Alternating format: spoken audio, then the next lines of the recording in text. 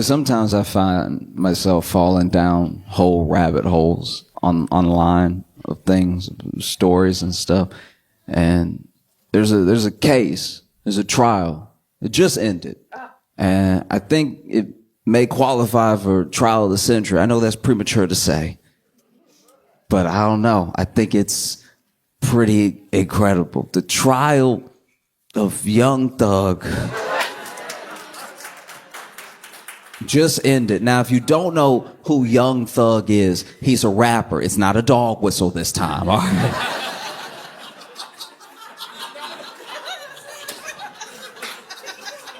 Young Thug is a rapper that was on trial in Fulton County in Georgia, right? Basically, the state's case, what they were alleging was that he took all of the money that he made from music and he funneled it through and to a gang called YSL, a gang that he was supposedly the leader of, right? And that's the state's case. And the judge in the case looked exhausted. I've never seen a judge act like this before. Every time the court camera cut to her, her head was in her hands. Now, I'm not going to act like I know the law, okay? My understanding of the law sort of begins and ends with Law and Order SVU, all right? So I know you can sustain and you can object. I've never heard a judge be like, you can't do that. She said it a lot. And now the prosecution in the case, the prosecutor had given out a lot of plea deals. Ton of plea deals. More plea deals than I thought you could give out. I didn't have a number in my head, but this felt like an egregious amount of plea deals. It just felt like she was going to the hood like, you get a plea deal, you get a plea deal, you get a plea deal, you get a plea. She was basically giving a plea deal to everybody in Georgia but Young Thug, right? And she was giving these plea deals in return for their cooperation, their testimony that she would use to piece by piece paint the bigger picture that the state was alleging that Young Thug's the leader of YSL. Everything they do is by his direction. All his money goes through and to them, right?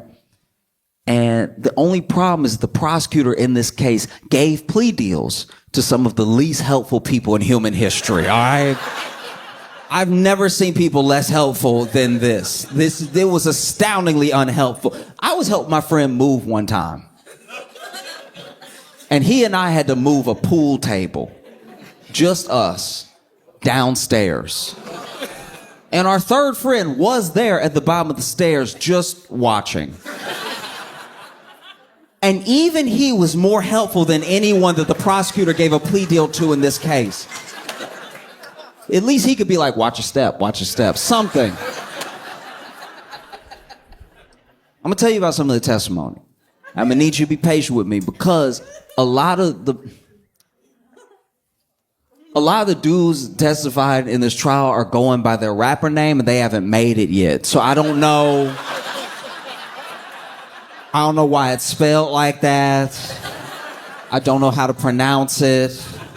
I'm gonna say he for short, all right?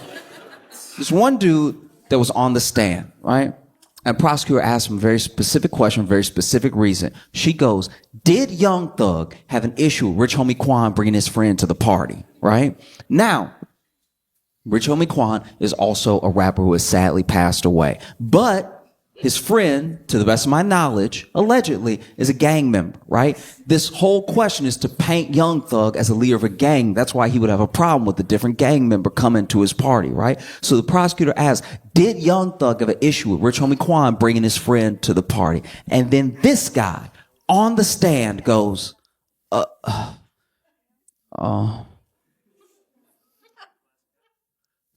did you have an issue with Rich Homie Quan?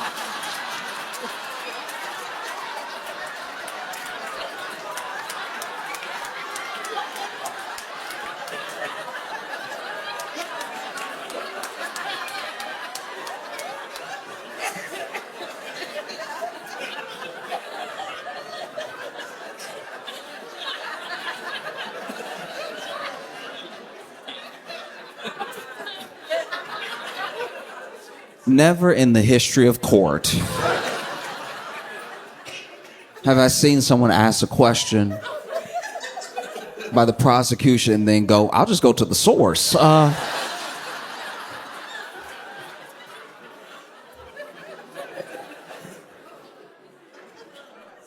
And so then the prosecutor goes, no, I'm asking you. Did Young Thug have an issue with Rich Homie Quan bringing his friend to the party? All right? And then this guy goes, I'm not Young Thug, so I don't know.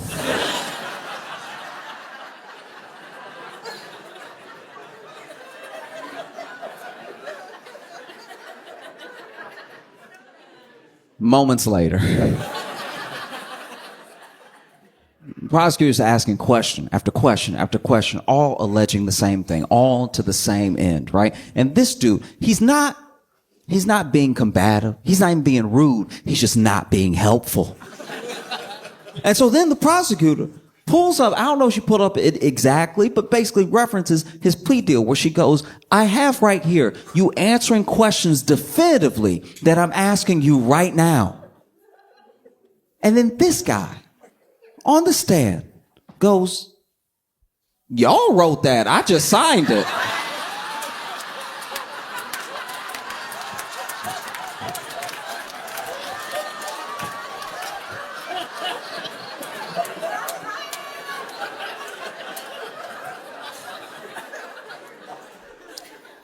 Never in the history of court, at least that I know of.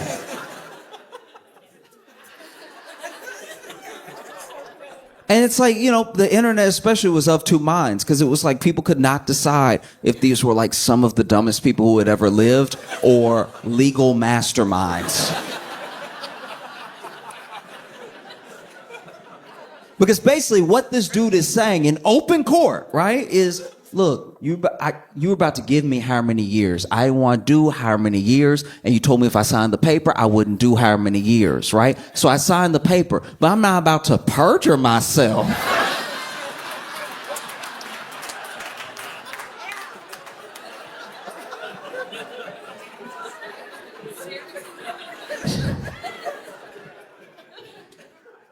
Oh. This dude was supposed to be on the stand for 3 hours. 3 days later.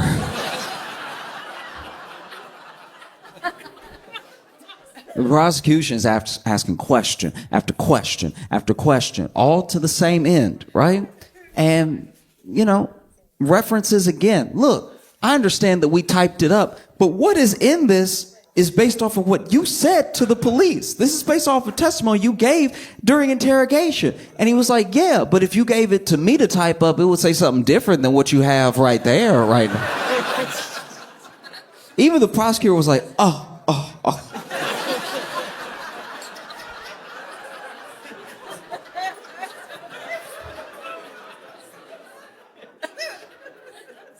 Question after question after question after question. And finally, this dude, he doesn't snap exactly. He doesn't lose it, right? I think he just gets exhausted. And finally he says, look, I'll tell you what I told the police. I'll say anything. Like,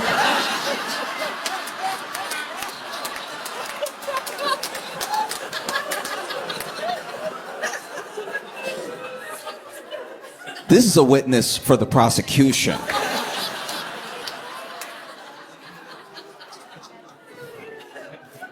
It's absolutely insane. The whole case is insane because you even look at the fact that the case had 3 different judges.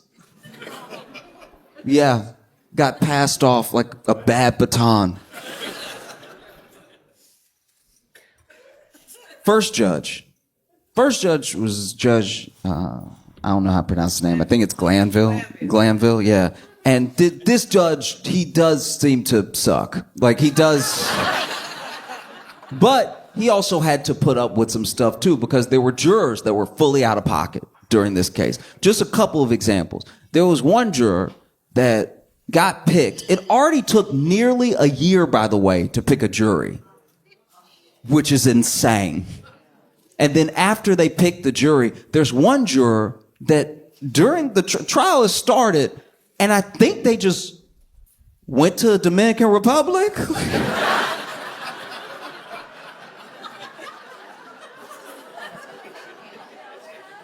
Deputies got sent to their house, were knocking on the door, everything, and then they got back, and they had to appear in court, and the judge was like, you have jury, you have to be here to be on the jury. And they were like, every day?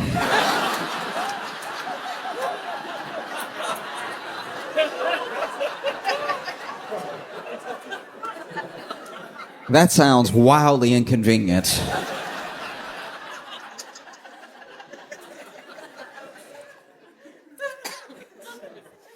Then, judge was ready to, hold this jury in contempt and was basically giving them an out because this judge in particular loved contempt.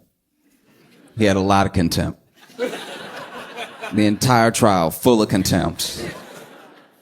And gave the juror a way out. He was like, look,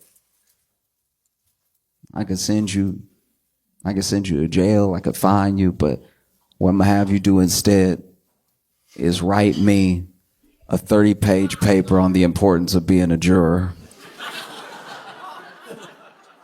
This dude sentenced her to APA style.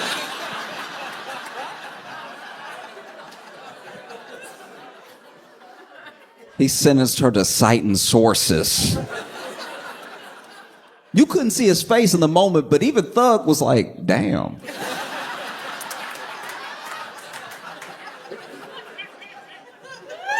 That's cruel and unusual. I've never heard of that before.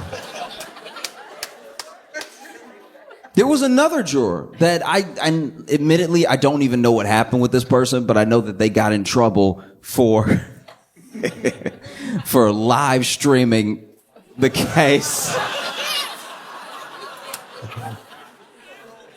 Which is extra crazy because it was being live streamed.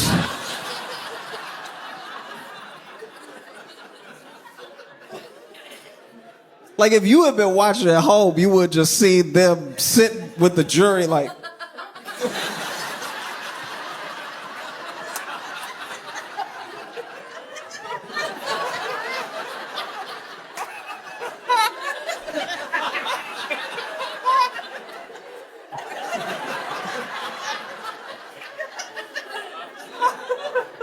You risk jail time for an extra angle. We are.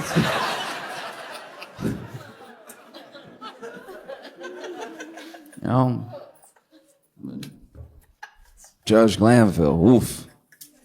There was a lot of plea deals being given out the entire case, like I said before.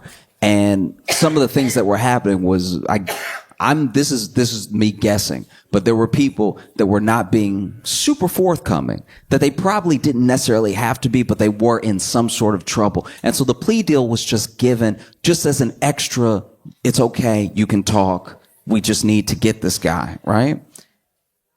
And even with that, there were still people that didn't quite want to testify. And then there were people that were being so difficult, state's witnesses who were being so difficult that the state just could not get anywhere, And there was one person, star witness. Basically, the prosecution needed a through line. They needed something that would connect everything. And so they laid a lot of it on one person in particular. Okay? And they needed his testimony so bad that they pretty much gave him immunity on the stand. I didn't even know you could do that. It sounds made up. It sounds fake. I feel like he thought it was fake too, because he was like, immunity on, so if I say something on the stand, answering one of your questions, and it implicates Thug, but it also implicates me, I'm okay? Yeah, you're okay. You have immunity. Immunity on the stand. You're going to be good. You sure? Yeah, you're going to be good. Okay. I'm not even joking. He goes, okay.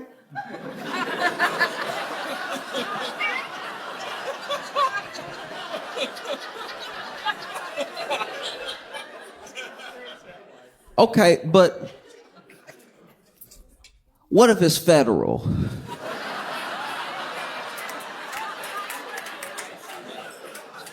And I love that. I love a good haggle. I love like, okay, I hear immunity, but can I get a federal? Can I get some federal? Federal, please. Can I get a little federal?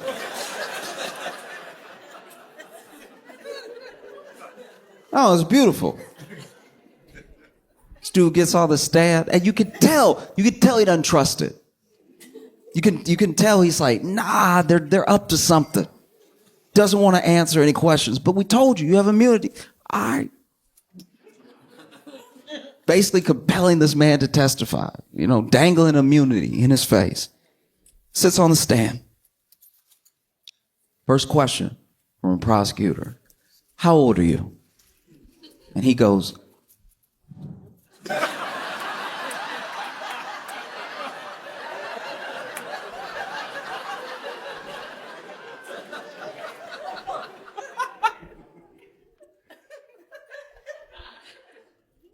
grown.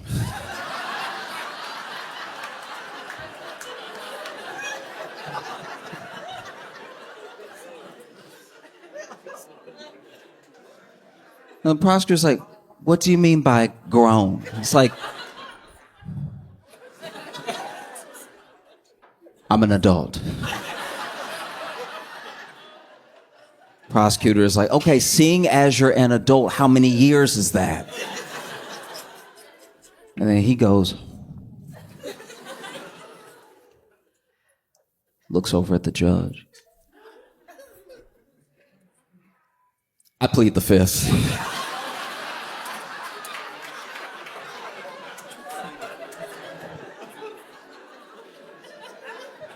Truly incredible work. Truly phenomenal, They would be asking him lots of questions, question after question. And it was getting frustrating for the prosecution. It was getting frustrating for the judge because, look,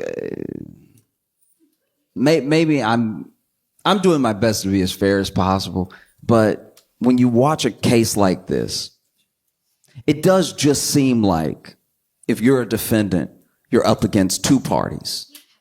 You're up against the prosecution and you're up against the judge because everything in this case kept giving the prosecution chances, even when they would mess up. Because once again, they're not being given a lot with testimony, but there are things that they have in hard evidence. They're just not bringing them all together to make it cohesive, right?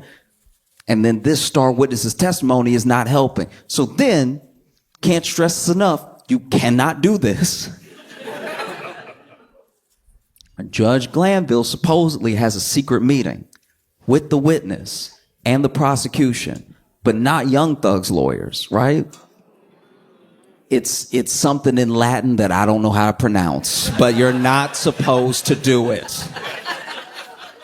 And basically, in this meeting, this witness is then threatened with the dangled immunity and everything. Oh, we'll charge you for this. We'll hold you in contempt for 2 years. We'll put you in jail. All this stuff, unless you start testifying, unless you start answering questions to the best of your ability. I don't want to hear any more of this pleading of the fifth, all that stuff, right? And so then they go back to court and he's answering questions so well that the defense gets suspicious.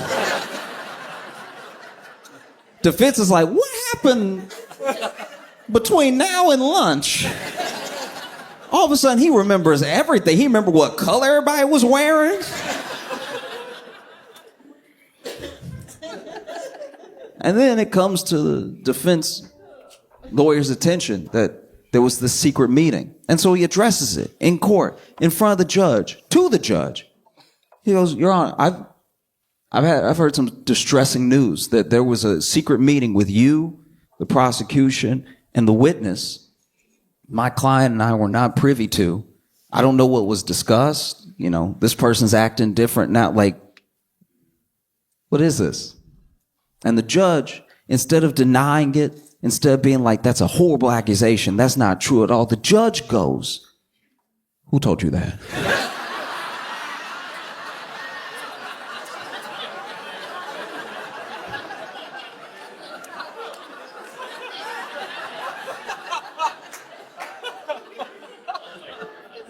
And you can look at it. You can look at it because it was live streamed.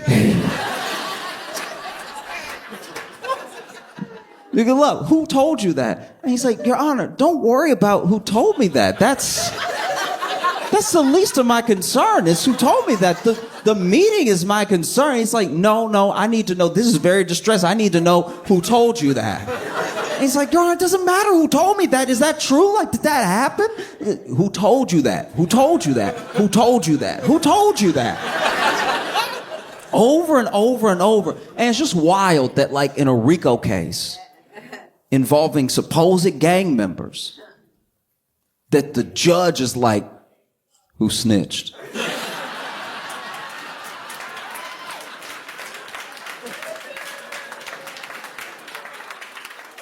No, for real, who snitched, huh? Like, hey, I need you to come up out them names. Who snitched? Ain't nobody play with, look, I will bust everybody in here right now. Who snitched?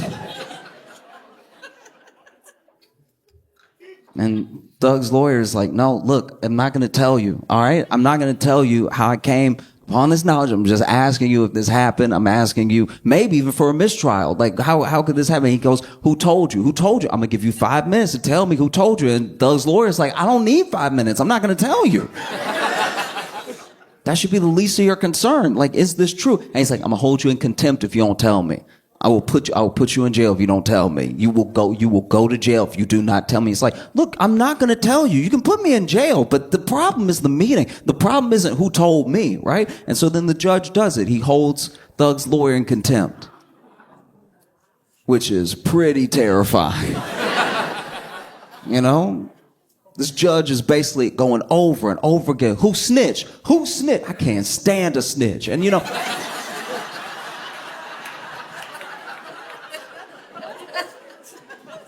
and you couldn't see Thug's face in the moment, but he had to have been like, I know, right?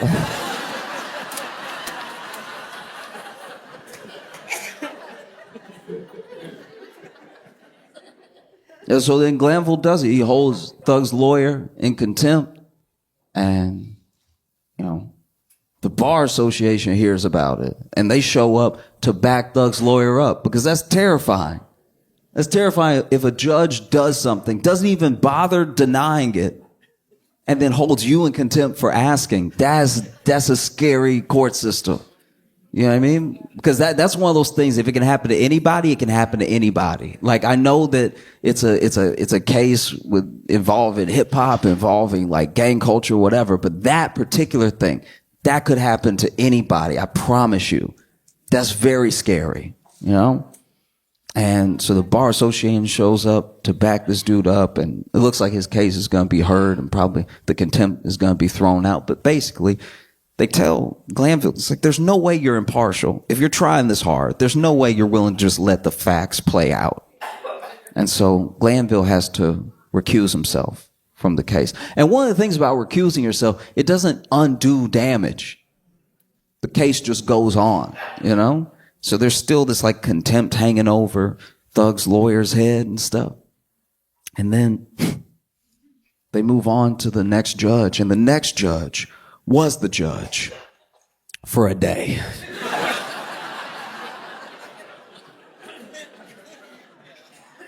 I'm not a judge, and I don't know how judges get cases and stuff. Apparently this case was just given to her randomly and everything. And then she got the case and she was immediately like, hey, y'all, I can't.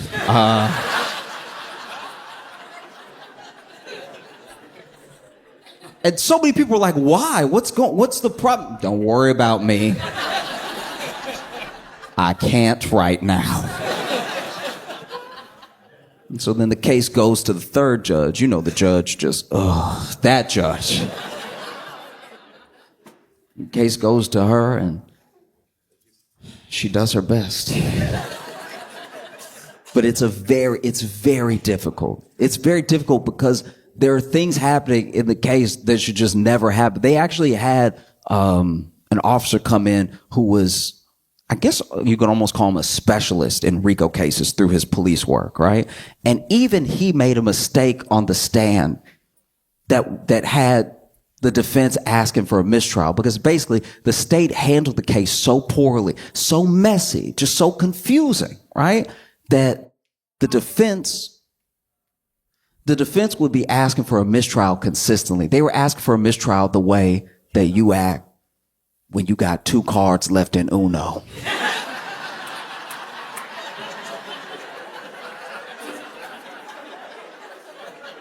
Anybody do anything, you're like, oh.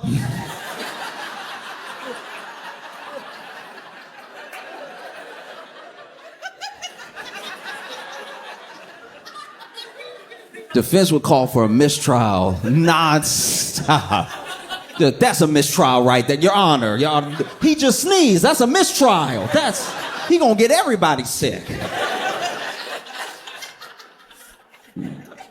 Because this witness on the stand, his testimony, I'm pretty sure, had to be thrown out because even though he's an expert in RICO and everything, it was 2 things were revealed that were pretty distressing. One, it's a RICO case, so they're trying to get everybody on everybody's crimes, but they never bothered to really look at the financial records of Thug. Which is pretty insane if you're telling me that all the money he makes, he runs through and to a gang. And you didn't bother to check a Chase statement or anything? That's wild.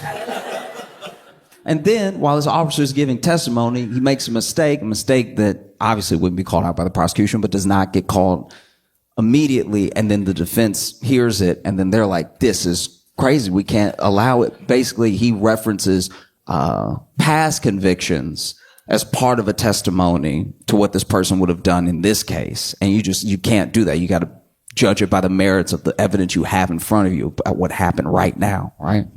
And at one point, the judge loses it. She storms out.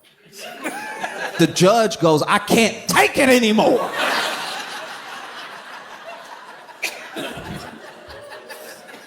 She hadn't even been the judge the whole time, but she was like, this is insanity. And you couldn't see his face, but you could imagine Thug being like, I know, right? Like,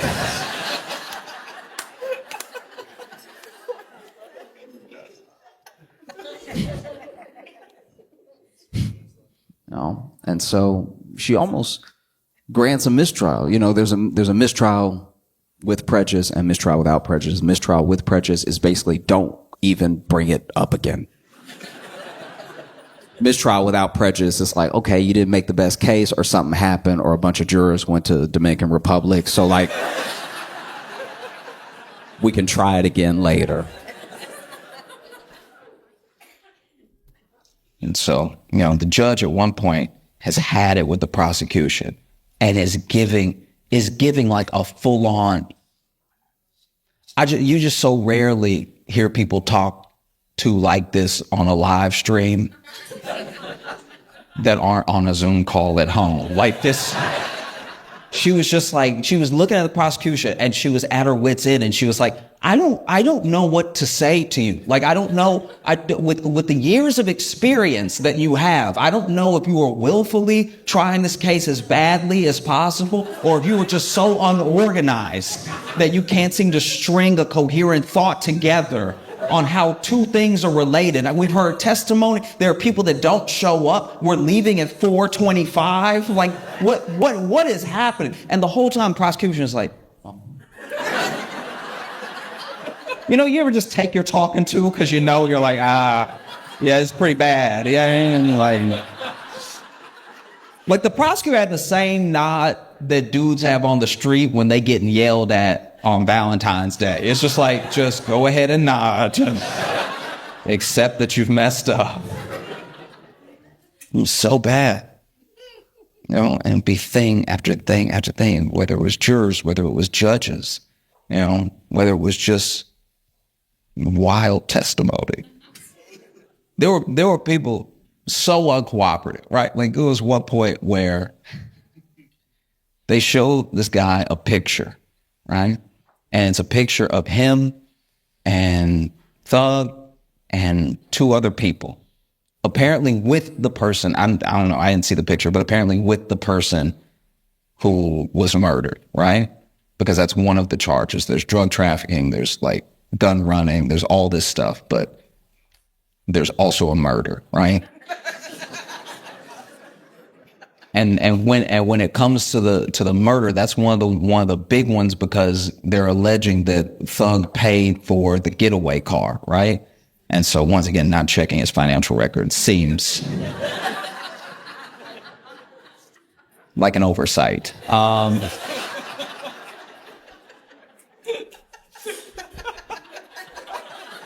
not a lawyer. I'm just saying. And they show a picture, right, with all these people to someone on the stand. And they're like, do you recognize anyone in this picture? And he's like,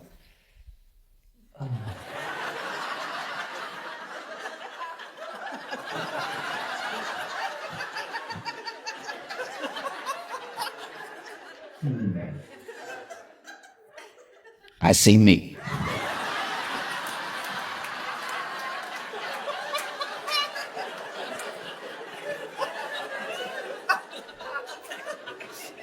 Okay, fair enough.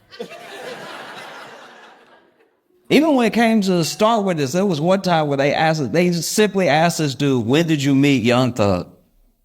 And he was like, before I went to jail.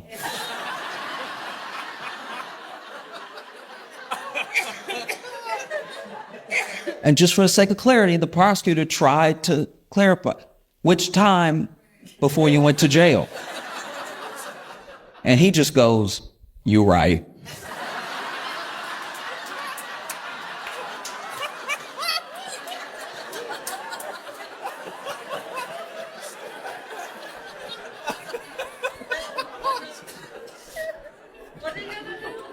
And I don't know how you handle this sort of thing, because this ended up being the longest trial in Georgia's history. Also, one of the most expensive, if not the most expensive, because I guess plea deals cost a lot of money. And it gets so bad that every day, defense is like, hey, mistrial's still an option. You want to hit it with no mistrial? We can mistrial. You know what I mean? But then, you know, the prosecution would do something that would kind of warrant a little bit of a mistrial. Like there was even one point where they had someone on the stand read a caption from an Instagram post. And this caption had been poured over because basically through the hashtags, what a lot was being alleged, because, you know, whenever there's letters, whenever there's numbers, it could have no meaning, or it could have double meaning, or it could mean exactly what the prosecution wants it to mean. It could mean what the defense wants it to mean. And so they were arguing about this one picture over and over again before they would let the person just read it out loud to the jury, right? Because then I don't know if it's a gang, and I don't know if that was what the prosecution was alleging, but there was one point where the prosecutor was asking someone on the stand about a series of numbers, right? And a lot of people will sort of rep their area code. That's just a common thing throughout America, right? Exactly.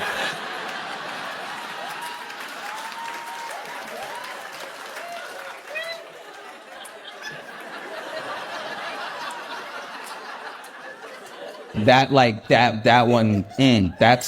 that's one of those things. It's like, it's so unifying. Everyone does it. Like, sometimes you just can't help it. Yeah. But this is my thing. Dude on the stand, prosecutor asked him, what's 374? And he was like, numbers.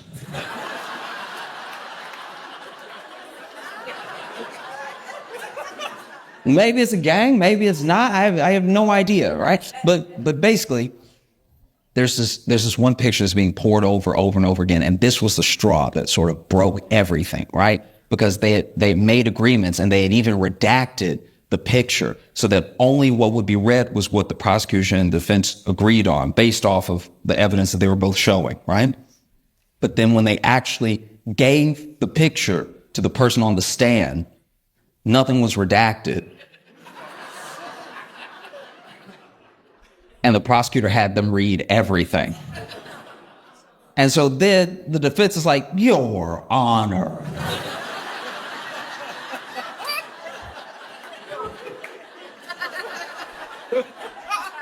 I've never heard a lawyer have to like go, Your Honor, kind of like, Mom, like.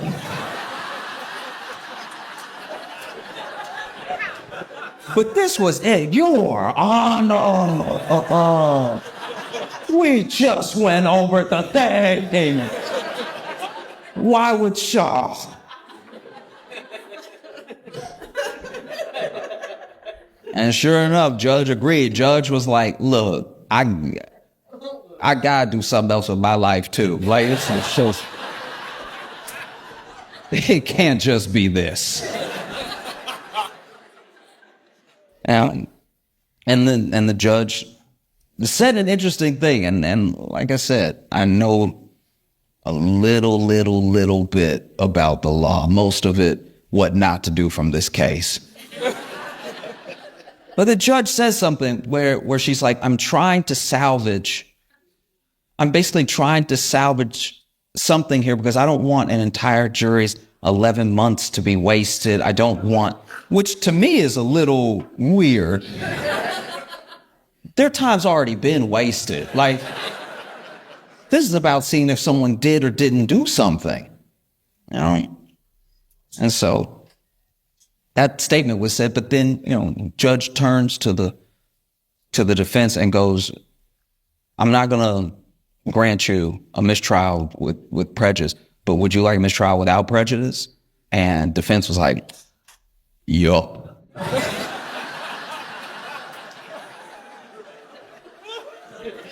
And then she was like, I'm inclined to give it to you because this whole thing, this right here, no. No.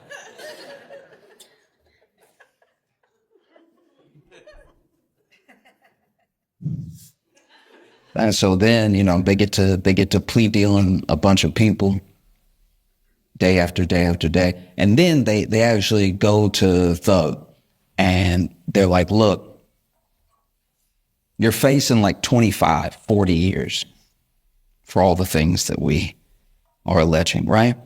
But we'll give you probation, right? We'll give you probation if you just admit that you are the leader of YSL, a gang where you take all the money and you funnel it through into the gang and everything they do is at your direction. Like if you'll just say that probation, you'll be good to go, right? And then Thug says, no, I'm not just gonna accept. You came to me to make your case for you. You know what I mean? No. And that's a very, I don't know. To me, that's a very brave thing. Like I don't even fully understand all of the conditions around the sentence that he actually got, but that was what he was initially presented with. And he said no. And then the state said, okay, we're going to make sure that you do 25 years. And that doesn't sit right with me.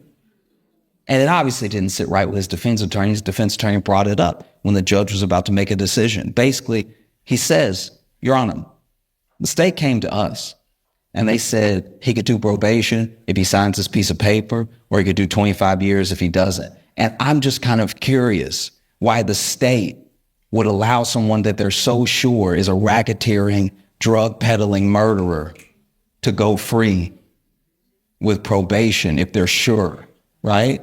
And that he'll do 25 years if he doesn't say what they're so sure of. And the judge was like, good point.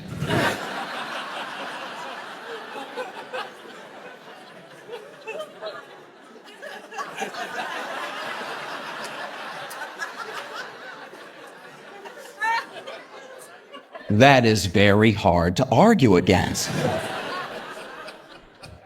And then the judge granted Thug probation and, went home. And there are some people that are like, man, if he could have just stuck it out a little bit longer, seen the trial to its end, there's no way he would have been convicted. The defense was ruining the state, just at every turn. And it was mostly the state tripping over themselves, right? And I get it, though. That dude sat in jail without bond. Dude was in jail for 2 years. He was in jail for a year while they picked a jury. He was in jail the entire trial, And every once in a while, don't get me wrong, every once in a while, Thug would also laugh. Because, like, he was spacing a lot of time, but every once in a while, he'd also be like, how did we get here? This seems... Far be it for me to say, I'm just a rapper, but as far as the law goes...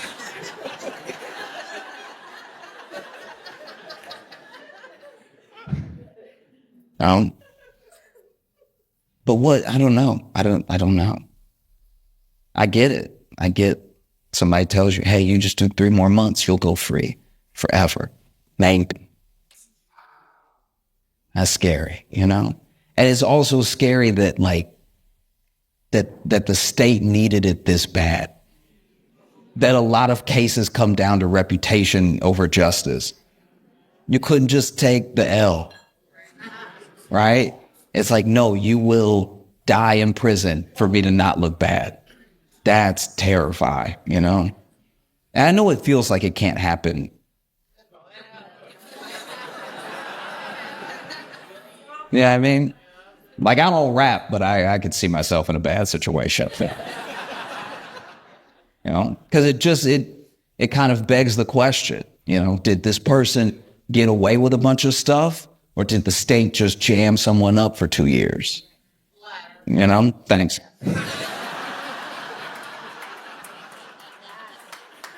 But that's my thing. It's like I don't even know, and I'm obviously not Thug. You know, I hope that everybody can like move on in the most prosperous way possible. I really do. Everybody that testified, everybody. I wish the best for everyone. I really do. I just can't seem to think there's a level of peace you have to attain that I don't know if I have. Because if someone accused me of being this like drug running, you know, murderer, this horrible person, like this that did all these things, and they were willing to put me in jail forever with a bad case that they didn't have enough evidence for. And then they were just like, you can go if you just sign it. I think it would make me mad enough to kill someone.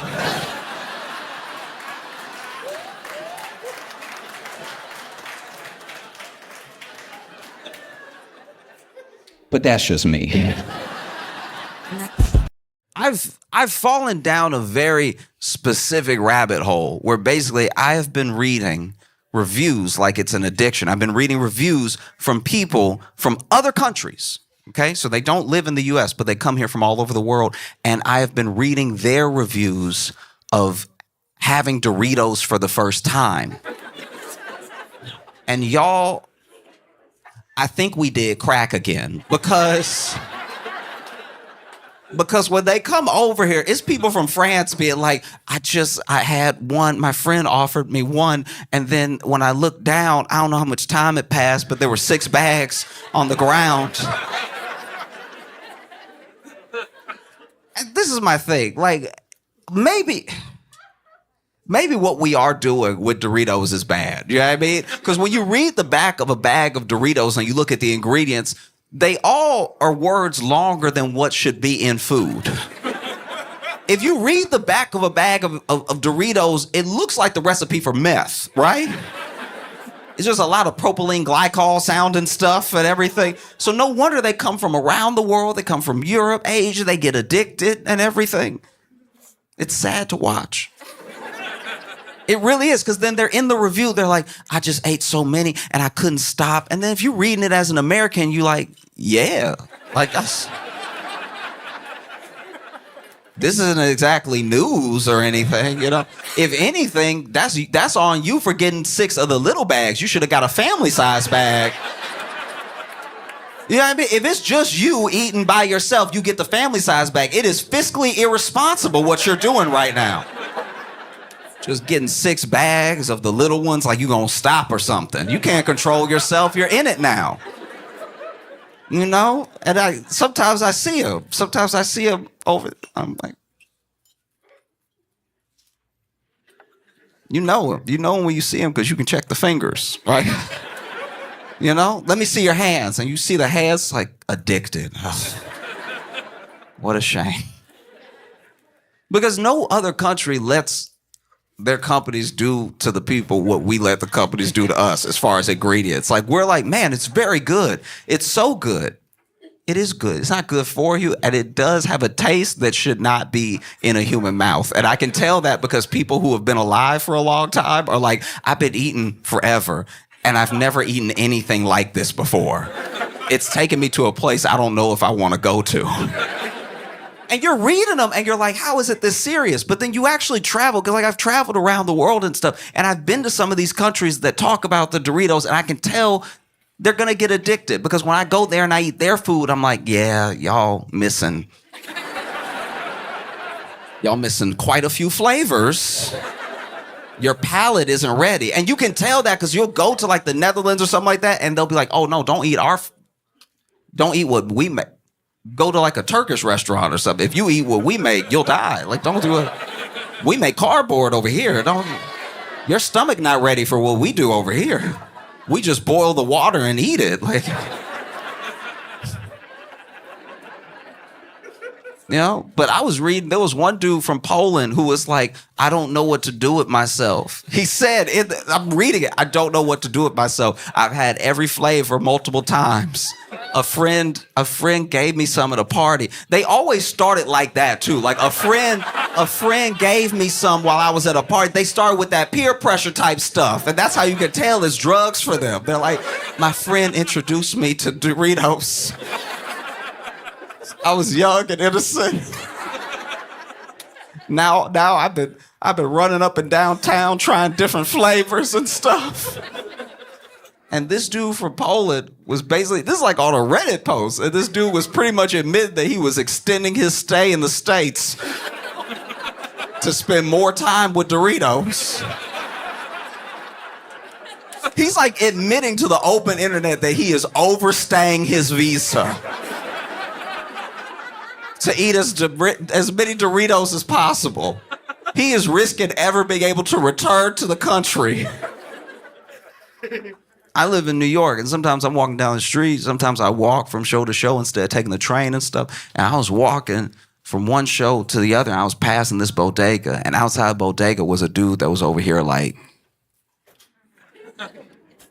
you know, just standing there, doing one of these and everything. And I don't know. I've lived in some bad neighborhoods, all right? And when you see this, you know their day isn't going well, right? This right here, if you walk up on somebody and they're doing this, you about to be asked for a favor, right? Like, these are not the movements of someone that's just gonna wish you a good day, right? Like, you're about to hear a story when you see this. And so I'm walking by, and as I walk by, he's like, excuse me, sir. I was like, oh, that's different. What's up? How you doing? He's like, I was just wondering if you could spare $1 or $2 so I could get something to eat in there. And then I had a $5 bill in my pocket, so I handed it to him. He's like, oh, thank you so much. And to get some Doritos. It's like,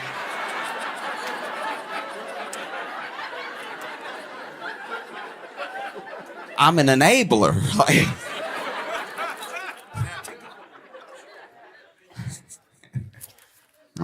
I've been very excited to come to Dallas and spend time with you, make you laugh and everything. I love coming here because I grew up in Louisiana, and so we would come to Dallas a lot. Yeah, didn't tell you which part. And I would visit, you know, Dallas sometimes growing up and stuff, and you know, the thing that we're known for in Louisiana and in Texas is just amazing food. Right? Things that will change your life, things that you won't forget, amazing meals of every type, you know? Like, we're known in Louisiana for a lot of the Creole stuff, jambalaya and, you know, gumbo, everything like that. And then in Texas, it's a lot of the barbecue, a lot of good meats and everything. And then you see people in other parts of the country that will start a whole restaurant pretending to do what y'all do here, right? Like pretending to be the same. You know, and then you'll go there. You might even walk into a, you know, real Texas barbecue restaurant in Pennsylvania.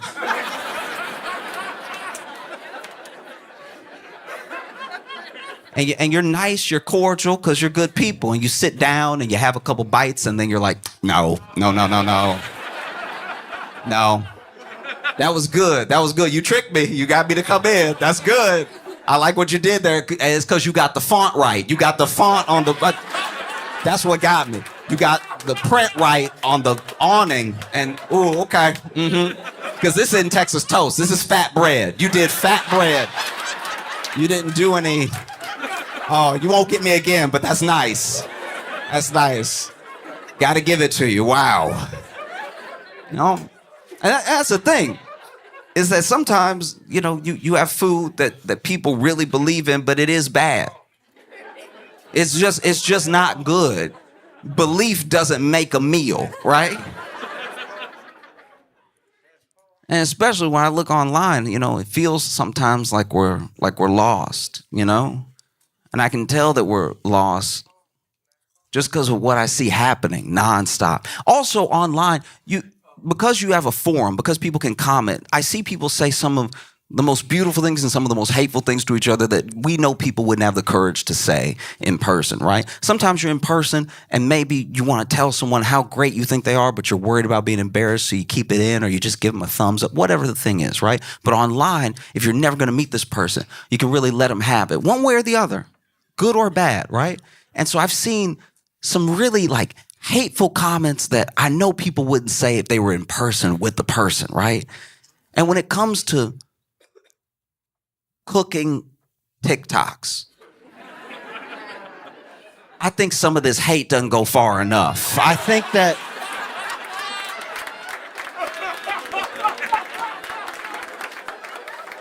it's important to really let the people know. You know what I mean? Because you watching whole nasty recipes be made and then people just commenting the vomit emoji. It's like, no. We need to get into their personality. We need to get into their upbringing. We need to get into why they thought this was a good idea. Because they love to do it. They love to make nasty food and then film themselves, no shame, film themselves making the nasty food that should be illegal. The police should be kicking the door open as we speak. And not only did you not keep this a secret, you filmed it. You did an edit, and then you put it out for the world to see. You self-incriminated for no reason.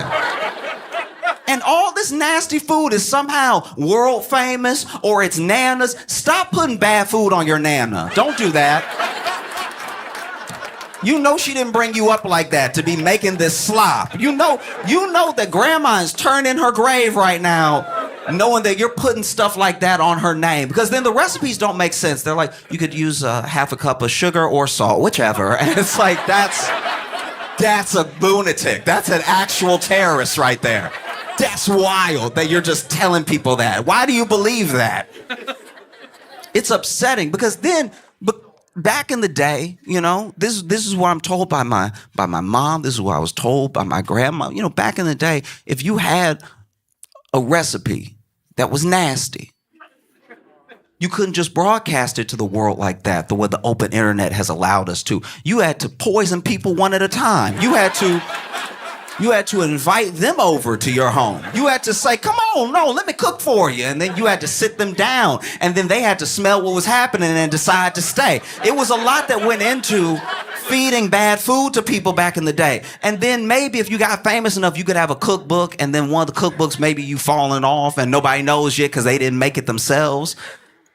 But now you see people, and the videos look good. Ingredients popping up on the screen, and then they pop off, and then they're chopped. And it's a beautiful thing to watch. But then you see them take a bite of it, and you can tell it's nasty because they only take one bite, and then the video ends. They don't serve it to anybody.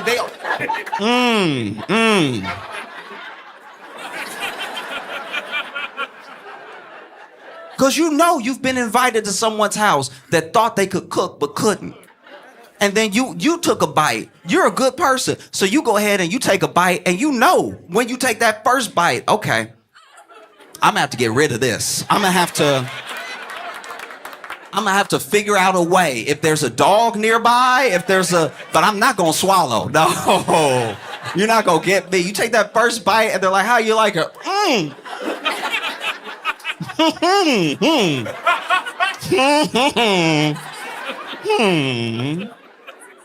Oh, you can tell you made something nasty if somebody take a bite and then can I be excused real quick? Where's your bathroom at? They just in that bathroom sweating, just like, what am I gonna do? It's a full plate. Oh, it's really horrible what people have done to each other. You know what I mean? It's just with a straight face, too. And now you got people broadcasting. Come with me while I make my Nana's world famous mayonnaise grapes or whatever. Like, and they don't even know there's anything wrong with it because once again, they weren't brought up with sense. You know, the amount of times I've been brought over to someone's house, and look, if anyone goes to the trouble of cooking for me, I appreciate it. You took your money, you bought the ingredients, and maybe you messed it up, all right? Maybe that's what happened, but I still appreciate the effort, right? As long as I don't have to finish it, you know? Because the amount of times I've been invited to someone's house and been fed shepherd's pie. You can tell from your groans. Like, shepherd's pie is already on the line. Shepherd's pie is crip walking a tightrope of nasty, right? One false step as shepherd's pie has fallen into slop, all right? You can't just do whatever you want with shepherd's pie and make it delicious. That's not how the world works. And I have been fed shepherd's pies that make you go, maybe I don't know how to eat. Maybe I'm the one. You know what I mean? Because I'll bite into a shepherd's pie that'd be like, what just cut my mouth? Because that's what I hate. If you invite me over, at least know you cook what you cooked. Know you can do the thing that you said you... Don't invite me over and then be like, you know, I just went ahead and threw out the cookbook on this one and just went with the flow. Not with my mouth.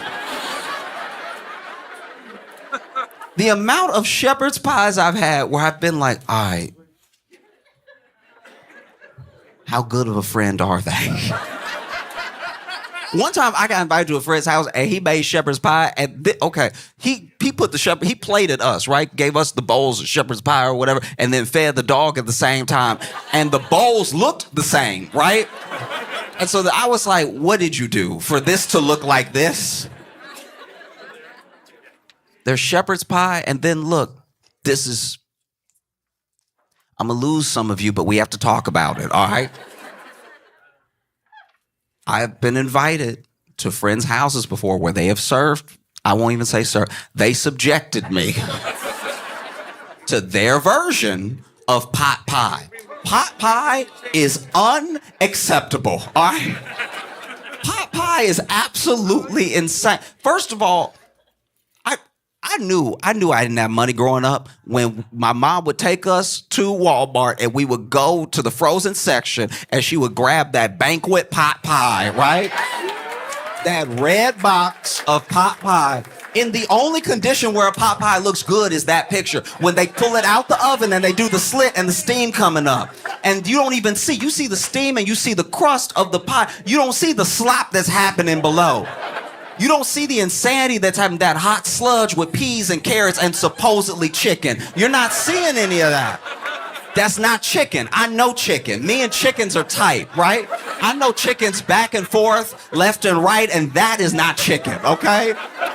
That's not chicken at all. I don't know what it is exactly, but it doesn't have the consistency. That's not chicken at all. Sitting there with a pot pie is disgusting, okay? I remember the first time my mama fed me a pot pie. Went, got it, put it in the oven, was telling me about it. Oh, you know, I think you'll like it, everything. And then, you know, she pulls it out of the oven. I remember my first bite of pot pie. I looked at my mama and said, Mama, I'm gonna work so we don't have to live like this. Like this, Mama, I'm gonna change our lives, okay? It won't be like this forever, all right? Because I know you're doing your best. Pot pie, the hot sludge that is under the crust of pot pie. And then I had a friend try to argue with me about pot pie. He was like, no, the crust is the best part. Ooh, okay. Wait, if you think crust is the best part of the pot pie, ooh, I got good news for you. I If you love the crust of a pot pie, I got a good word for you today. There's something called bread, all right? Oh, if you love the crust of a pot pie, wait until you meet bread. Bread, when bread comes into your life, ooh, it's gonna change. If you love the crust of a pot pie so much you're willing to endure a pot pie, then get ready to meet toast. Oh. You can have dry, crusty, delicious bread that has nothing to do with purple Greek sludge, whatever. Because that's the other thing. It's people's version of pot pie. So I've had pot pies that were just like the standard peas and carrots and chicken or a little bit of beef or whatever. But I've also had ones where they were like, oh, I threw a little goat's cheese in there. I did. This is not up to interpretation. This thing is nasty through and through. Pot pie.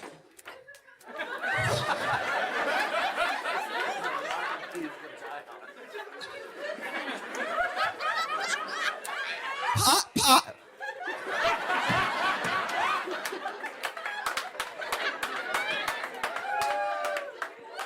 Pot pie is white slave food, all right?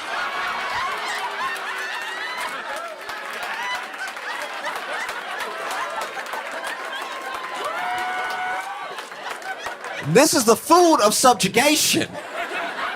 This is the food of fiefdom, all right? Pot pie makes sense if this is the 1600s.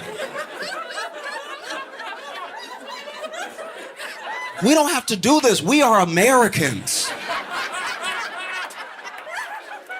People fly from around the world and overstay their visas to eat our crack Doritos.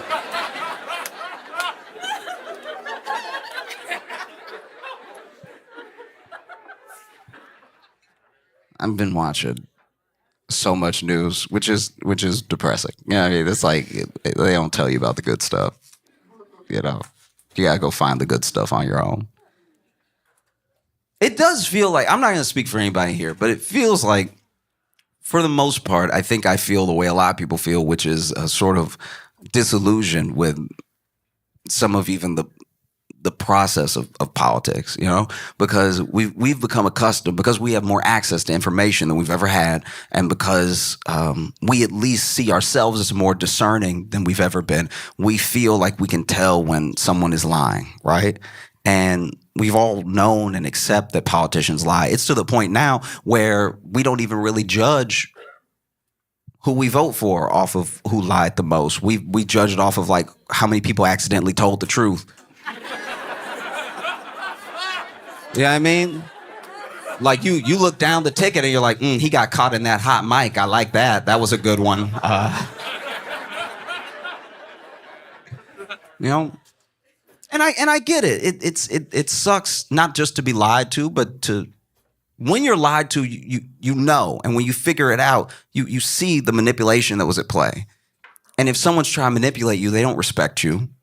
They don't care about you. You know what I mean? Even when they say they're doing it for your own good, it's like some of the things, let me decide, right? So we don't like when our politicians lie to us, but I don't know if we really want them to tell the truth either. Imagine a local politician, or maybe your country's representative coming to you and just being like, no, we're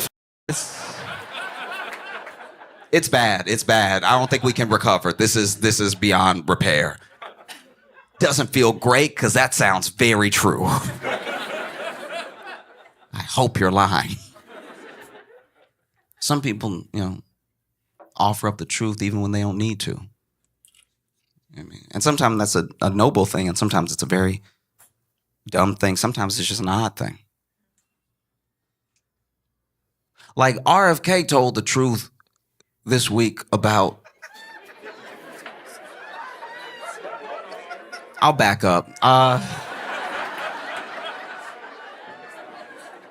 In New York City, in Central Park, in 2014, there was a bear that was found in Central Park.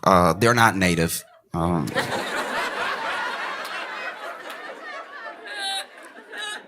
There was a bear that was found in Central Park next to a bicycle, right? And no one understood what happened. The police looked into it. The police couldn't figure it out. The internet sleuths couldn't put anything together. It was a genuine mystery, a decades-long mystery up until this week, when RFK Jr., for no reason, told the world, y'all, that was me. That was, I did do that one. So RFK, as he tells the story, apparently him and his friends were going falconing. I don't know what falconing is. All I know is you took the word falcon and you made it a verb, right? I don't know if falconing means you hunt falcons or that you use falcons to hunt or you just talk to falcons. I don't know what y'all doing out there, but you put ing behind it, so I know it involves the falcons, right? And RFK Jr. was on his way to go falconing, and he's on his way, and then he stops in the road because the person in front of him stopped because the woman in the car in front of him had hit a bear and killed it, right? And so RFK gets out and sees that she's killed this bear, and he's like, I'll take it. Which is interesting, right? That's probably one of the last things I would have guessed you'd say when you see a dead bear. And so he takes it, he puts it in his car, and then he goes falconing with his friends, and they're having a good time. I know we're talking about RFK, but for a split second, I want to focus on the woman that was driving, right? Because there are a few shocks that she had to get over within her day. One, you're driving. You're just a woman in the world living your life, and you're driving, and then something runs out on the road in front of you, and you hit it, right? And that is a car accident. Like, we can't forget, this person was in a car accident. Like, I hope she didn't have any injuries or anything. And just a near miss alone can be shocking. It can rattle you for like days or a long time. Depends on what happened. And so she hits this thing and has to get over the initial shock of almost being in what could have been a very bad car accident. And then she gets out and she's like, what did I hit? Was it a deer or something? It wasn't a deer. It was a bear, which is specific. I don't know anyone else it's happened to. And so you get out of the car and you're standing over this bear that you've just hit. And you're also, wow, I was almost in an accident, so I'm shocked. My heart is racing. It's sad. I've just killed this animal. And then RFK Jr.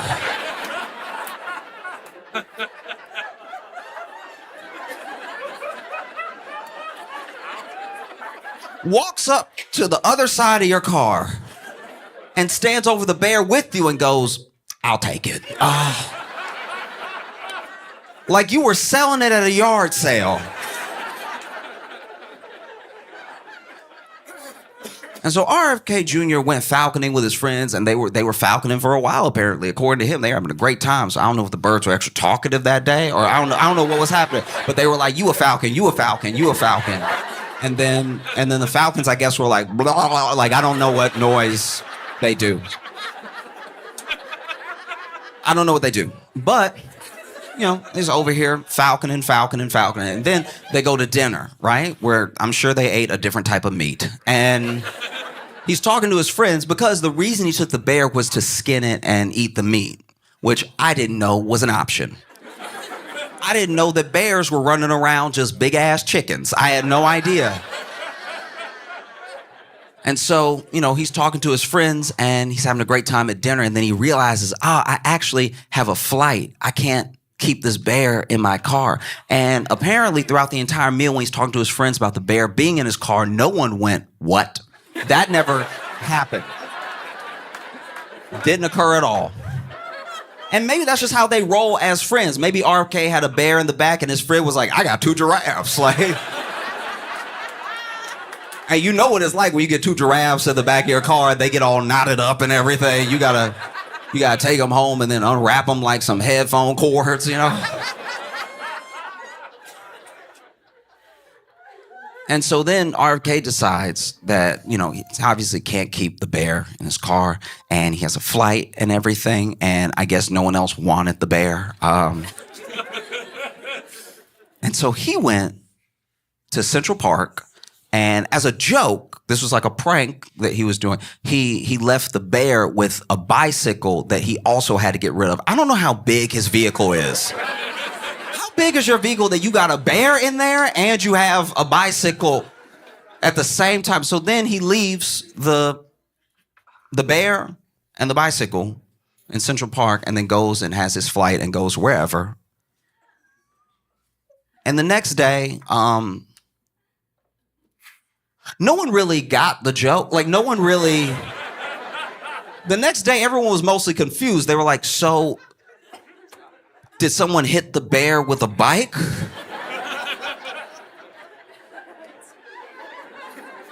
Or was the bear riding a bike and then decided to die? Like, was the bear on a bike and then was like, this ain't for me? You know what I mean?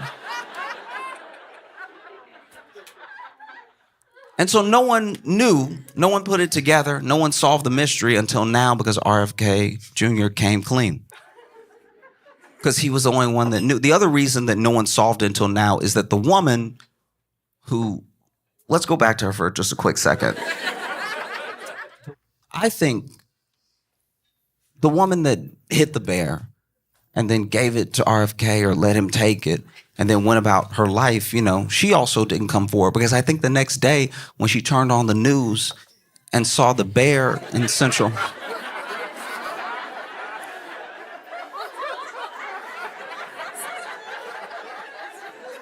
She had to have been like, nah.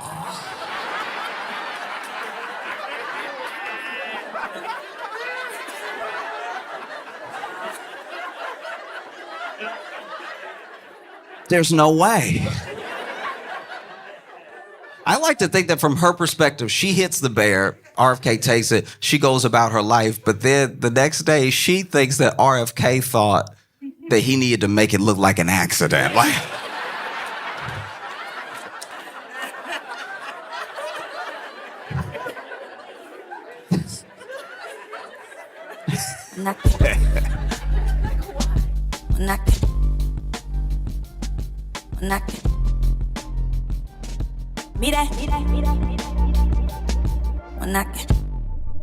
I am excited, genuinely excited to my core, happy for all of my white friends because it's coming. It's coming. Like it's almost, your New Year is almost here. Like pumpkin season is about to start. And yo, I've never seen white joy. Like, y'all love autumn so much. It's actually the only time that white people get together and just have love and white pride and it's wholesome. You know what I mean? Any other time you're like, oh no. But autumn, y'all get together and just, who would have known the thing that would capture the white mind would be leaves changing. I'm not gonna lie, that's y'all's hip hop. It really is. Like, yo, leaves changing? Y'all are like, hey, that red, go off, bud. You know what I mean? Y'all are out there apple picking, throwing up gang signs. I've never seen anything like it. Y'all travel. It's autumn where you are, and you'll still travel to where there's better autumn. I've never seen, it's so sweet. It's genuine, like, I am like genuinely happy for white people when like pumpkins, because everybody makes their pumpkin jokes and like pumpkin latte, whatever, but like, let people have something. This isn't hurting anybody, and it makes white people so happy. This whole time, I thought money made white people happy. And no, it is something about Halloween that like, it's the sweetest. Wow. I thought I had white people figured out. And then as I got older, I was like, it's really autumn where that's where you see some of the least racism in all the country. Because everybody too busy like, have you tried this pumpkin spice? My man, yeah, get them. This is my other thing. we don't give visionaries enough credit. We think we do because I had a conversation with a friend. They said this quote and it stuck with me where they was like, we only appreciate, visionaries by the time they close their eyes, right? Like we only appreciate visionaries after they're dead, And I was like, nah, we appreciate some of them, but most of them we never end up appreciating. Like we make a couple of them popular because it makes us feel smart, right? Like it makes us feel good to be like Ferdinand Magellan, whatever.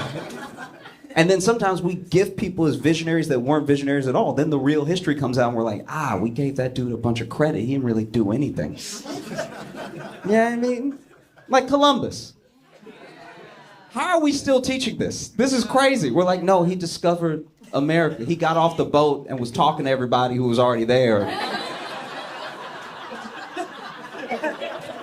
Letting him know he discovered it. You know what I mean? That's how I discover stuff. I just roll up in somebody's house and I'm like, man, this is nice. I'm glad nobody's here. And they're like, excuse me, what are you doing in my house? I'm like, oh, who are you? It's like, I'm the owner of this house. That's debatable. Because what would a conversation between Columbus and the natives even gone like? He gets off the boat and he's like, what are y'all doing here? And I'm like, we live here. He's like, oh, hell on that. Look, what do you mean you've been here for generations and generations and you have your own ecosystem and like war and like hierarchy? I just got here, so it's been discovered. And they're like, I don't really think it works like that, dude. And he's like, well, can y'all at least like, I got my boys on the boat.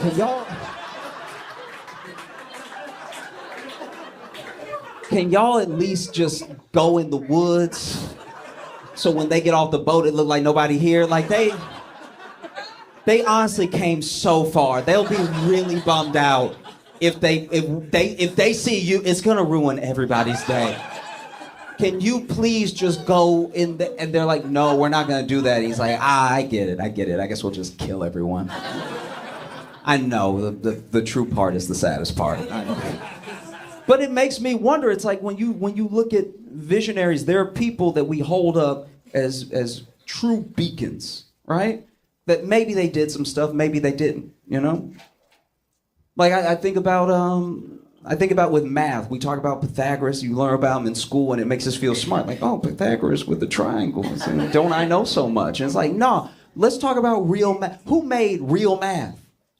Who made math? We don't know. Who made real math? Somebody had to sit there and be like, this shit is 2.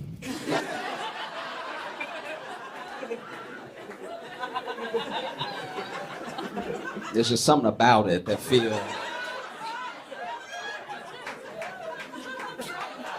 Yeah, I mean, something about it feel 2. You know what I'm saying? Like, you see it and it's like, I don't know, it's not... And then they were probably talking to a person. The person was like, what the fuck is 2? And they were like, well, you know how you're you? Like, you're just you. And they were like, yeah? It's like, yeah, it's just you. So that's like 1 or something. And then this is, like, I'm not you. I'm not you at all. I'm like me. So I'm also like a 1, I guess. But then us talking, that's like, that can't still be 1, right? It's gotta be something else. Like, we should just give it a name. And he's like, but what the fuck made you say 2? Like, there's something stuck in between your teeth? Like, what made you say 2? He's like, I don't know, it just feels like 2. It feels double of what, and they were like, nigga, what the fuck is double?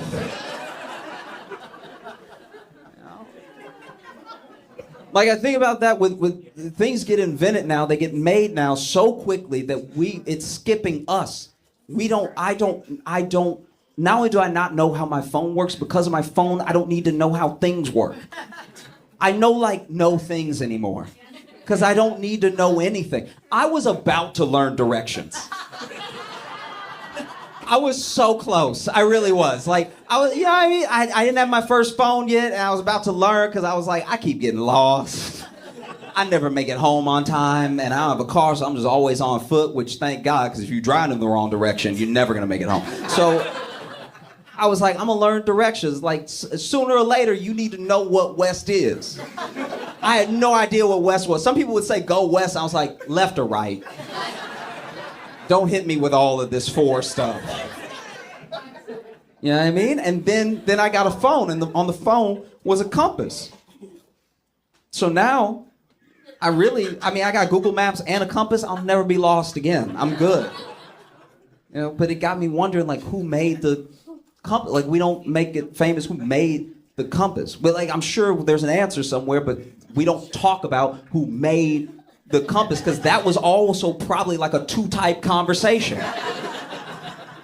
Somebody made a compass, and they were like, yeah, this will get you home. And they were like, what do you, it's just pointing, it's moving, it's just pointing. How is that? That's confusing as hell. Is home this way or this way? Keep moving. Why is it moving if it's gonna help me get home? Is it magic? Are you a witch? Are you a witch? Because that's the other thing too. Up until a certain point, you really couldn't be smart without being accused of being a witch. We killed all the smart people. We wonder why people in the medieval times didn't have it better. It's because they murdered anyone with a good idea. If somebody was like, maybe we should wash our hands, it's like, that's a witch. That's a... Oh, get him quick. Get him, all right? And definitely, if you were a smart woman, you were gone. It was just fact. And so they gave him the compass, and he's like, what is it supposed to do? And it's like, it'll get you home. It knows where north is. How does it know? Well, it doesn't know. It uses magnetism. What the fuck is magnetism? It's like, just trust me. It'll point north. You'll be able to get home that way. Please trust me. You'll get home if you just follow it. Because that's the other problem, is that if you invent something, if you're a visionary, you have to make things for people who not only weren't able to make the thing, they might not understand the thing. When Ford was selling cars, right? He used to sell cars like door-to-door style, which had to be a motherfucker, because then it's like you drove out here to sell the car, right? Even if you make the sale, now you like, bro, can I get a ride? But that's what would happen. Ford would make the sale, right? And the way that he would make the sale is he would teach people to drive. And when they saw how quickly they were getting places, how easy driving was, they bought the car, you know? Especially if he was going to like a wealthy or even like mid-level class farmer's house or something, because they needed cars the most. You used to have to just... Anyway,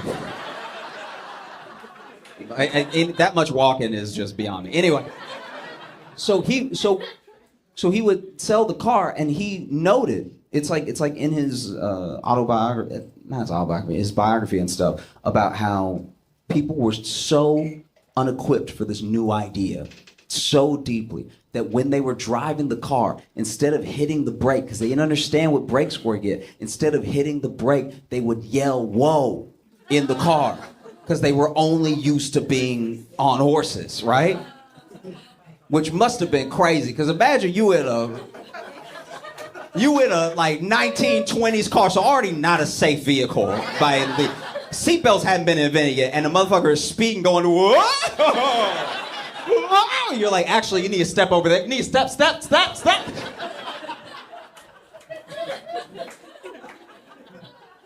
No, I think about it a lot. How do you truly appreciate like a visionary? Usually we just let them cook. We don't kill them anymore. We don't. Unless they're trying to promote peace, and then they gotta go. Yeah. Don't be too good of a person. We'll get you. You know what I mean? But that's it. How do I put this? This is completely unrelated now. I'm moving on. So I don't want you to be confused with like, does this still mean something to the other thing? I don't know what I'm gonna do about it, but I think that my face is too friendly. It's really upsetting. Like, you don't understand. Like, I don't even mean to be this way, but I'm like, it's my attitude and it's my face. I just think it's too much. It's like I don't know. Everyone that sees me on the street is like, you want to talk? And it's like, and it's very jarring. It's like, some of you know what I'm talking about. Some of you have, some of y'all look, I can see good smiles in here. Some of y'all have that smile that makes people go, I can be a part of your day. And it's the last dude that just saw me, and I just walk around with a sort of half smile because when I read about it when I was like in my early 20s, I was like reading this book and it talked about how you should walk around with a half smile, so anytime someone needs a smile, you're halfway there, right? And so then I was like, yeah, and so I adopted it as a person, and so I'm walking around with this half smile. But if you half smile at crazy motherfuckers in New York, that is an invitation. It's not, but it is. They take it as one, even though they should. And so I was just walking, half smile, enjoying my day, enjoying life. And then a dude with just his feet were in buckets. All right? My man's shoes were buckets, okay? I don't even know if he had real shoes on in but the bucket seemed taut. Like it seemed like it was sticking to the foot. And he just walked up and he was like, "What's up, young brother?" Like, hey, what's up, man? What's up? How you doing? Because this is also like a black thing that a lot of people don't know about. When you're walking down the street and you see another black guy, the number of brothers he calls you is the situation that you're in. If he goes, "Hey, brother," that's just another black guy. If he's like, hey, brother," he needs something. If he goes, hey, brother, that is drugs. That's drugs every time. No one needs you to call you brother that much unless they're your actual brother, okay? So I'm walking over and this man is like, hey, brother. I'm like, I am in danger, okay?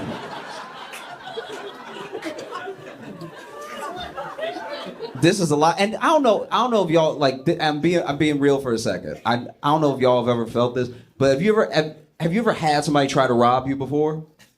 Yeah. Yeah. Okay. Did you feel it before they did anything? Were you like, oh, okay, he on some bullshit? Like this, you know what I mean? Okay. So this man walks up. He's called me brother 17 times in 6 bucket steps. So he is on one. My man is cooking. He is on one, right? And so he was, and then he walks up, and I can already see from the stance that he got the buckets ready to run in case he needed to run. Like, because he not standing just flat bucket. He got that tip. For those of you on the back that can't see, he got his foot like this. So when he need to go, he can go, right? So my man is like this with the bucket. The bucket's like sideways, you know what I mean? And so he's like, do you have the time? And I just looked at him and I was like, yeah, 4:22. And he looked so disappointed. He's like, who just knows the time, right? And I didn't know the time, I made it up. But it seemed like time wasn't really an issue for me.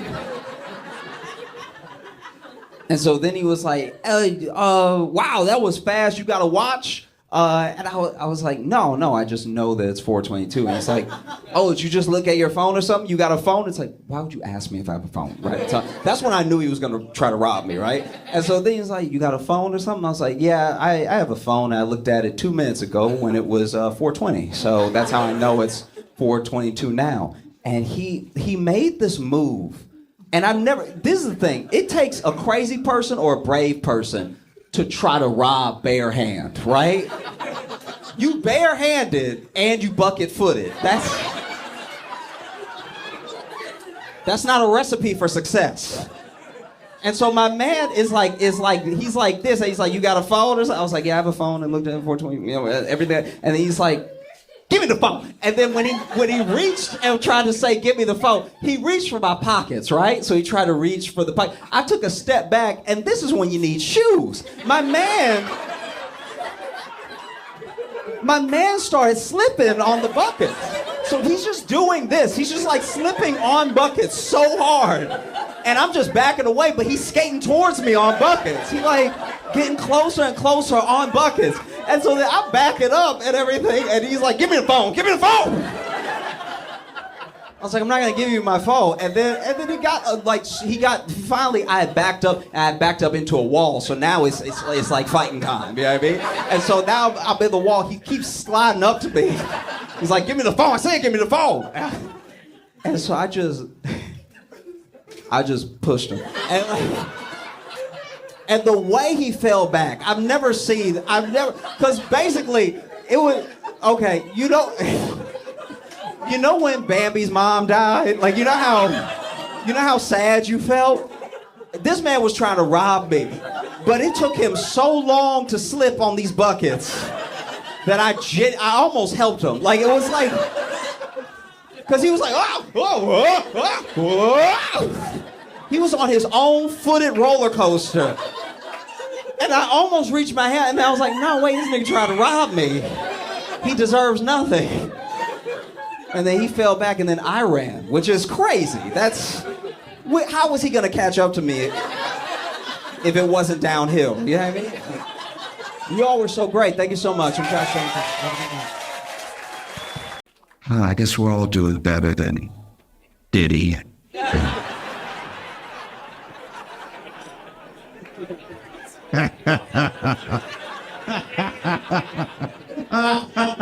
Oh, what a week. All right, if you don't know, I'll try to bring you up to speed very quickly.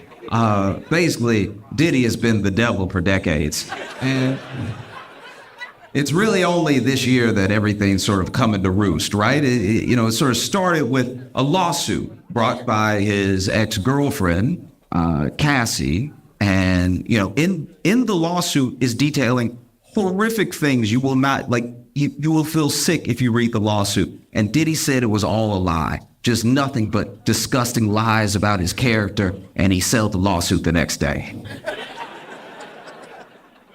I don't know about you, but I've never been lied on so hard that I was like, you better stop lying about me. I will pay you as much as you want for you to stop telling me all the stuff I supposedly did. I want to make sure that this is, how much does the check need to be? It won't be in escrow. It'll be in a check form in the morning. But I will pay you as much as it takes for you to stop lying before people start looking into what you said because everybody else is saying it.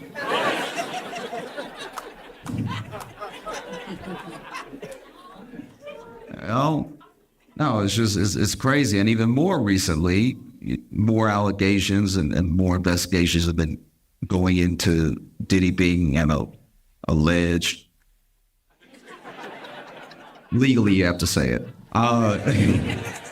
Being an alleged sex trafficker and everything, to the point where, this week, the FBI raided all of his houses at once, just to make sure, every single one at the same time, make sure he wasn't house hopping or anything, just going everywhere. They grabbed all the homes and the homies and they pulled everybody outside. And it was truly astounding to watch, because if you've ever watched, like I watch a lot of news, so I remember like the Roger Stone raid. Anytime the FBI or Homeland Security does a raid, it's a weird hierarchy that you notice, because they'll show up to do the raid, right? So FBI or Homeland Security, they'll be fitted up, right? Top to bottom, they got the AR-15, they got the vest on, full body armor, they got the boots, they got the helmet. And then sometimes they actually have backup. Backup is SWAT. So then SWAT is also there dressed like SWAT, and we know what SWAT is dressed like. And then it will just be the regular police. And it kind of made me feel bad for the local police, because, like, imagine you show up to work and all your coworkers look like Call of Duty that day. And you just have to show up with your chest. That's unfair to them. Like, if I was a cop, I'd be like, y'all ain't got any extra ARs in the trunk or anything. I can't hold something. Y'all just showed up all prepared. Y'all said he dangerous. You know what? I'm gonna wait next to the car. That's what I'm gonna do. Y'all, this is bull. I'm not doing. And truly, watch any FBI raid. All the local police are next to the cars in the street. They're like, no, they gonna get him. They gonna get him. Oh, you better watch out because they coming, all right? But yeah, they raided all that dude's houses at one time, pulled people out, were like, interrogating people, were trying to look for stuff in the houses. And meanwhile, a lot of people have been waiting on Diddy's downfall for a long time, so they track his movements. And I want to take a quick second because a lot of people, as this is mainly like a black thing knowing about Diddy. Like, it feels like the world didn't know. But black people, we knew. We were like, nah. Something happening with him that seems off. I don't know if I loved that either. That's just been us for like 2 decades with Diddy just being like, did y'all see that? You know what I mean? And so a lot of other people are catching up. So then there are things, when anything like this comes out, there are things where people ask, like, why is everybody talking about it now, coming forward now, stuff like that. I want to be clear. Diddy is not like a Harvey Weinstein in that way, right? Because with Harvey Weinstein, everyone started coming forward, and then people were like, why didn't y'all say something sooner? Look at him. We would have believed you. Like, we don't do a good enough job of believing women, but with Harvey, I'd be like, whatever y'all say he did, he did. I can just see it from his build that he did whatever.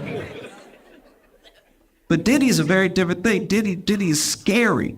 A lot of people are scared of Diddy. And you want to know one of the reasons why people are scared of Diddy? Because of where he comes from. There's gangsters, then there's gangsters. Okay?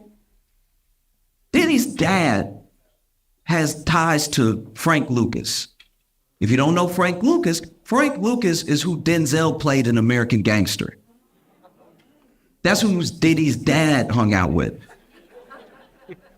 That's who Diddy's dad did business with. So when you ever rewatch American Gangster and you see that scene when Frank Lucas, Denzel, stands up and in the middle, broad daylight, middle of the sidewalk, a dude disrespects him and he pulls out a gun and he shoots him in the head and kills him in front of everybody because he knows nobody will say anything. That's who Diddy's dad ran with, right? That's who taught him his like ABCs and stuff.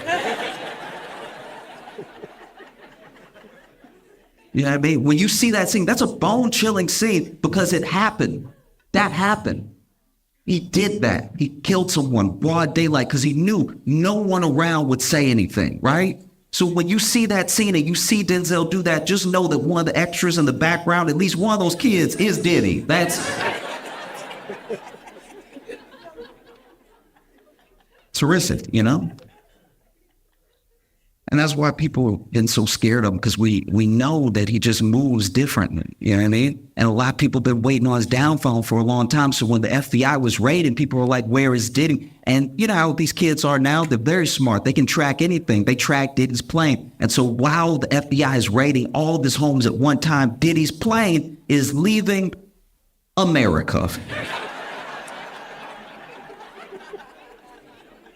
And I don't mean getting fueled up. I mean, the plane is over just blue. That's the ocean. The plane is gone, right?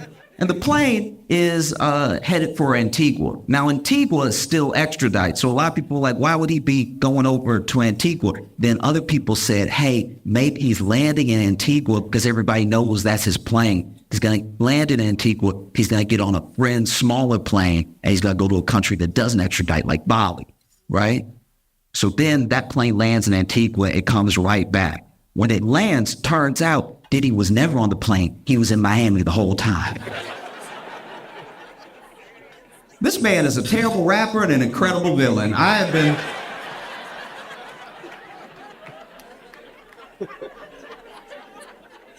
thrown for a loop consistently with him. Like, this man should be in a James Bond movie. A lot of people are just waking up to how Diddy is, you know? We knew. You know how you know that we knew? Diddy's the only black billionaire we didn't root for. It's a very big deal when you get a black billionaire. We're always like, oh, yeah, he did it. Yeah, I remember when that guy, that guy that gave the commencement speech at Morehouse, and at the end of the speech, he said he was going to pay for all the kids' student loans. That moment went viral. It was crazy. Kids were crying and everything, jumping up, screaming. I looked it up. I found the guy. His name was Robert Smith. Turns out he's a billionaire. He didn't give me any money, but I was at home like, we got it. Diddy became a billionaire. We were like, good for you.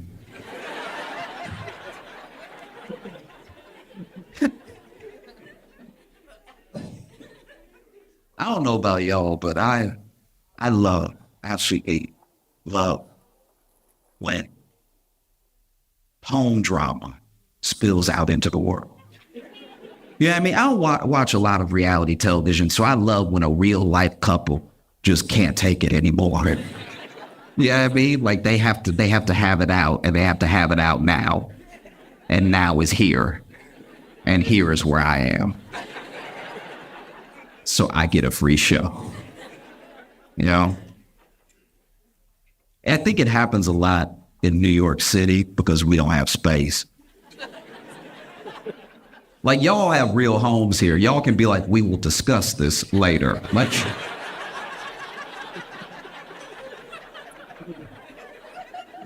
In New York, we don't have that. We're like, I want to argue in private at home, but home don't have no elbow room. I want to argue where I can move a little bit because I'm passionate with my movements. Now, if I'm arguing at home, one time I was arguing at home, and I went like this to be like, oh, wait, just like to hold it up, and then I hit my elbow, and there's no way to look right when you just stand there like.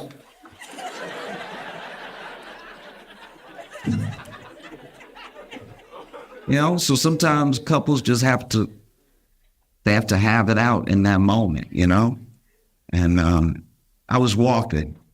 I try to do this at least once a week. I was on a walk with no AirPods in, right? Just really like be around in the world, And I think it's an important thing to do because it opens you up to what's happening around you. And I would have missed this had I had my AirPods in. I was walking, and as I'm walking, I see this dude bust out of the door of his house, right? He's running down the stoop of his brownstone, no shirt on, anything, looking terrified, like, what? And so I turn and I see what I can only imagine is his girlfriend or wife running behind him. And I was like, all right, this seems awesome. Let's see how it goes. And she has something in her hand, but it doesn't look like a gun. So I'm like, I'm willing to stay and see this through. Because if it's a gun, people get upset, they miss. Now she done shot me, I'm bleeding out. I'm not even part of your love. I'm laying there holding my wound. Y'all done worked it out. Like, this could all be for nothing. It's just she's holding something, but I can't see what it is, right? And as he's running down the stoop, she runs down with him, and she gets to this specific step, and then she goes like this, right? She goes like this, and then a piece of what she was holding flies out and hits him in the back, and he goes, ah!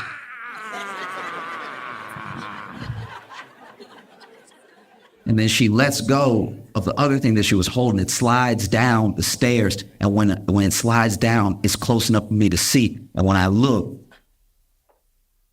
it was the sleeve of a Hot Pocket.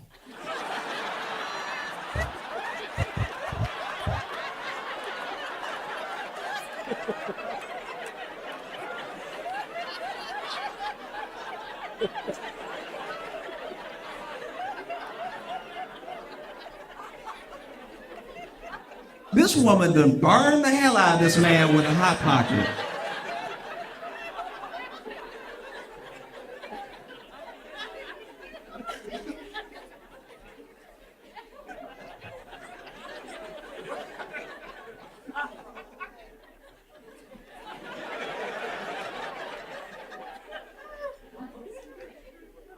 In the known universe, there are about 4 states of matter, right? There's gas, there's liquid, and there's solid. There's also plasma. Now, plasma can reach a a temperature of about 45,000 degrees Fahrenheit, and just under that. Close second is Hot Pocket juice. Hot Pocket juice must be studied. This will burn your soul. Hot Pocket juice is far too hot. It is absolute insanity, okay?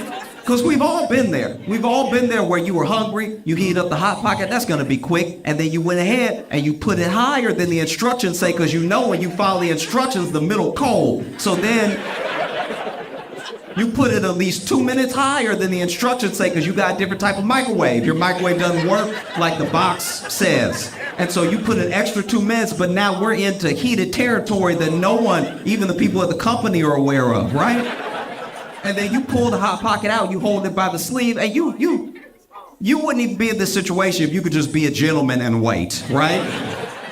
But you're hungry, you're greedy, you can't help yourself, and so you blow, you do blow. You do. You give it a good try, too. You blowing the bread. You're not doing anything for that juice inside. That juice is still bubbling like lava. Wait to bust out. And so then you take your first bite, and because you're hungry, because you're being greedy, you bite too hard, the juice pops out, it hits your lip, and you go, ah!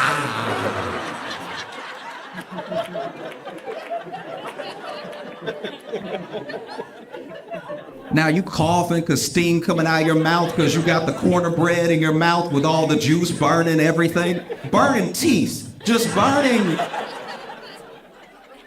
Inexplicably, just burning and burning and burning. It's terrible.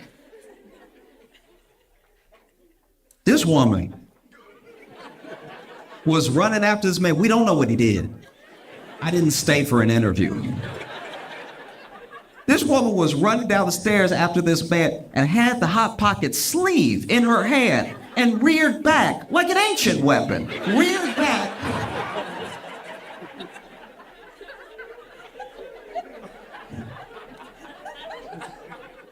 And flung the Hot Pocket out, flung it like she had done it before. Like,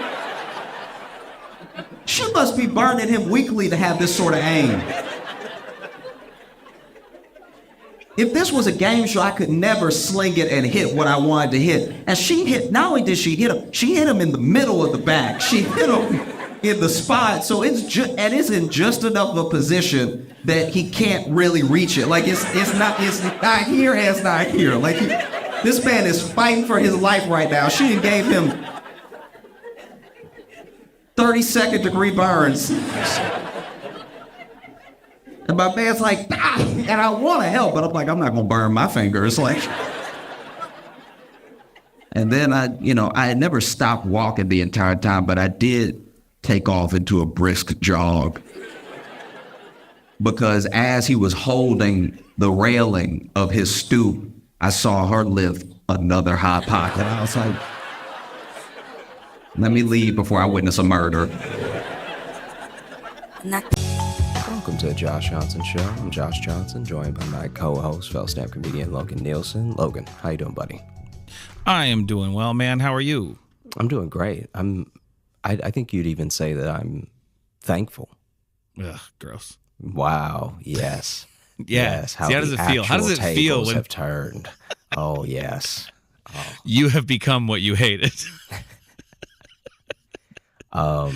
No. What you feeling thankful about? What are you? Yeah, because I guess this will come out on Thanksgiving Day. Yeah. I mean, this is a thing. I guess I'm thankful, especially because we talked in Minneapolis when we were doing Acme Comedy Club, and we talked about how every once in a while I not just feel the need, but it's important to like reconnect with people, whether that's over Facebook or calls or just like reminiscing stuff and everything. And exes, you're like a weird ex.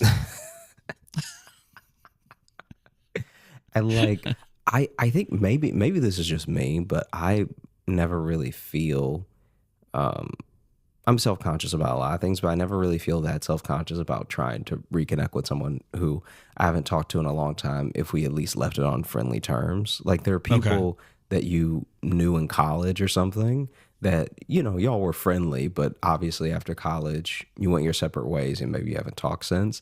And it's like, to me, it's actually sometimes people make it a thing where they don't want to hit people up if enough time has passed at all. And I'm like, well, it's not like you were enemies. You know what I mean?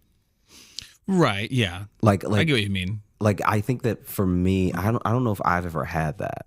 I realize that some people aren't pick up where you left off type friends, but Yeah. I've never had the thing of like, because I mean, I feel like there was even a period where like 6 months went by and you and I hadn't talked. But then when I hit you up, it was like nothing. You know what I mean? There was like, this would have been maybe, This would have been like your first or second year in New York. I think it was probably, my second year, because the first year we were talking a lot. and we were doing those college gigs and stuff Yeah, too. So we were getting to see each other on the road a lot. Yeah, I mean, well, I remember, that year would have been like, because that would have been after my dog had to have a bunch of surgery, so I was just like working a day job, and like I was barely doing comedy like the amount I wanted to, because I just needed to like pay off that debt. And then I think you'd maybe just left the Tonight Show, or was finishing up your run maybe there. I had just left or something. Yeah. 'Cause I think you were already working there when we were doing those college gigs. But and now, fuck, a week to not talk to you would be just the best. I'm kidding. No, I literally, honestly, say how you feel. Honestly, I know. I just said that. I said that just to be a dick, but I genuinely had the thought this weekend that because we got to just hang out in Minneapolis, and I thought, it is cool. We do get to see each other as much as we do. Yeah, like that is. It actually just made me happy that I'm like, oh man, because especially for starting in Chicago together, and then we do not live there anymore, either of us. Yeah, it would be real easy to not see each other. Yeah, for sure. Oh, big yawn at that statement. Cool. Makes me feel validated. Makes me feel loved. Yeah. Maybe take a week off of seeing me, and you'll feel the Feel a little better about myself. Again. I said all that to say that, it's like every once in a while I'll hit somebody up and we, have like chop it up for a little bit, and they'll remind me of something, or like talking to them will remind me of something happened with another person that they didn't even mention. And I just feel like it's such a treasure. Like this is going to sound very corny, but I think that when you are using socials right, and like using things to actually stay in contact with people, it is one of the best things that I think we've ever done. Like, it's almost always the worst. It's like 9% the worst. Oh yeah. It's like literally ramping up and exacerbating mental illness. You know what I mean? Oh, for sure. But I think that if you really do use it as like a forever yearbook, and you hit people up, or just tell them that, like, the amount of people who have just reached out to be like, hey, I know we haven't talked in a while, but I'm really proud of you for, like, I remember you used to say you'd like to do comedy or something, and now you're doing it, or, like, stuff like that is actually like real soul fuel, like I think that it makes me really happy that you never know.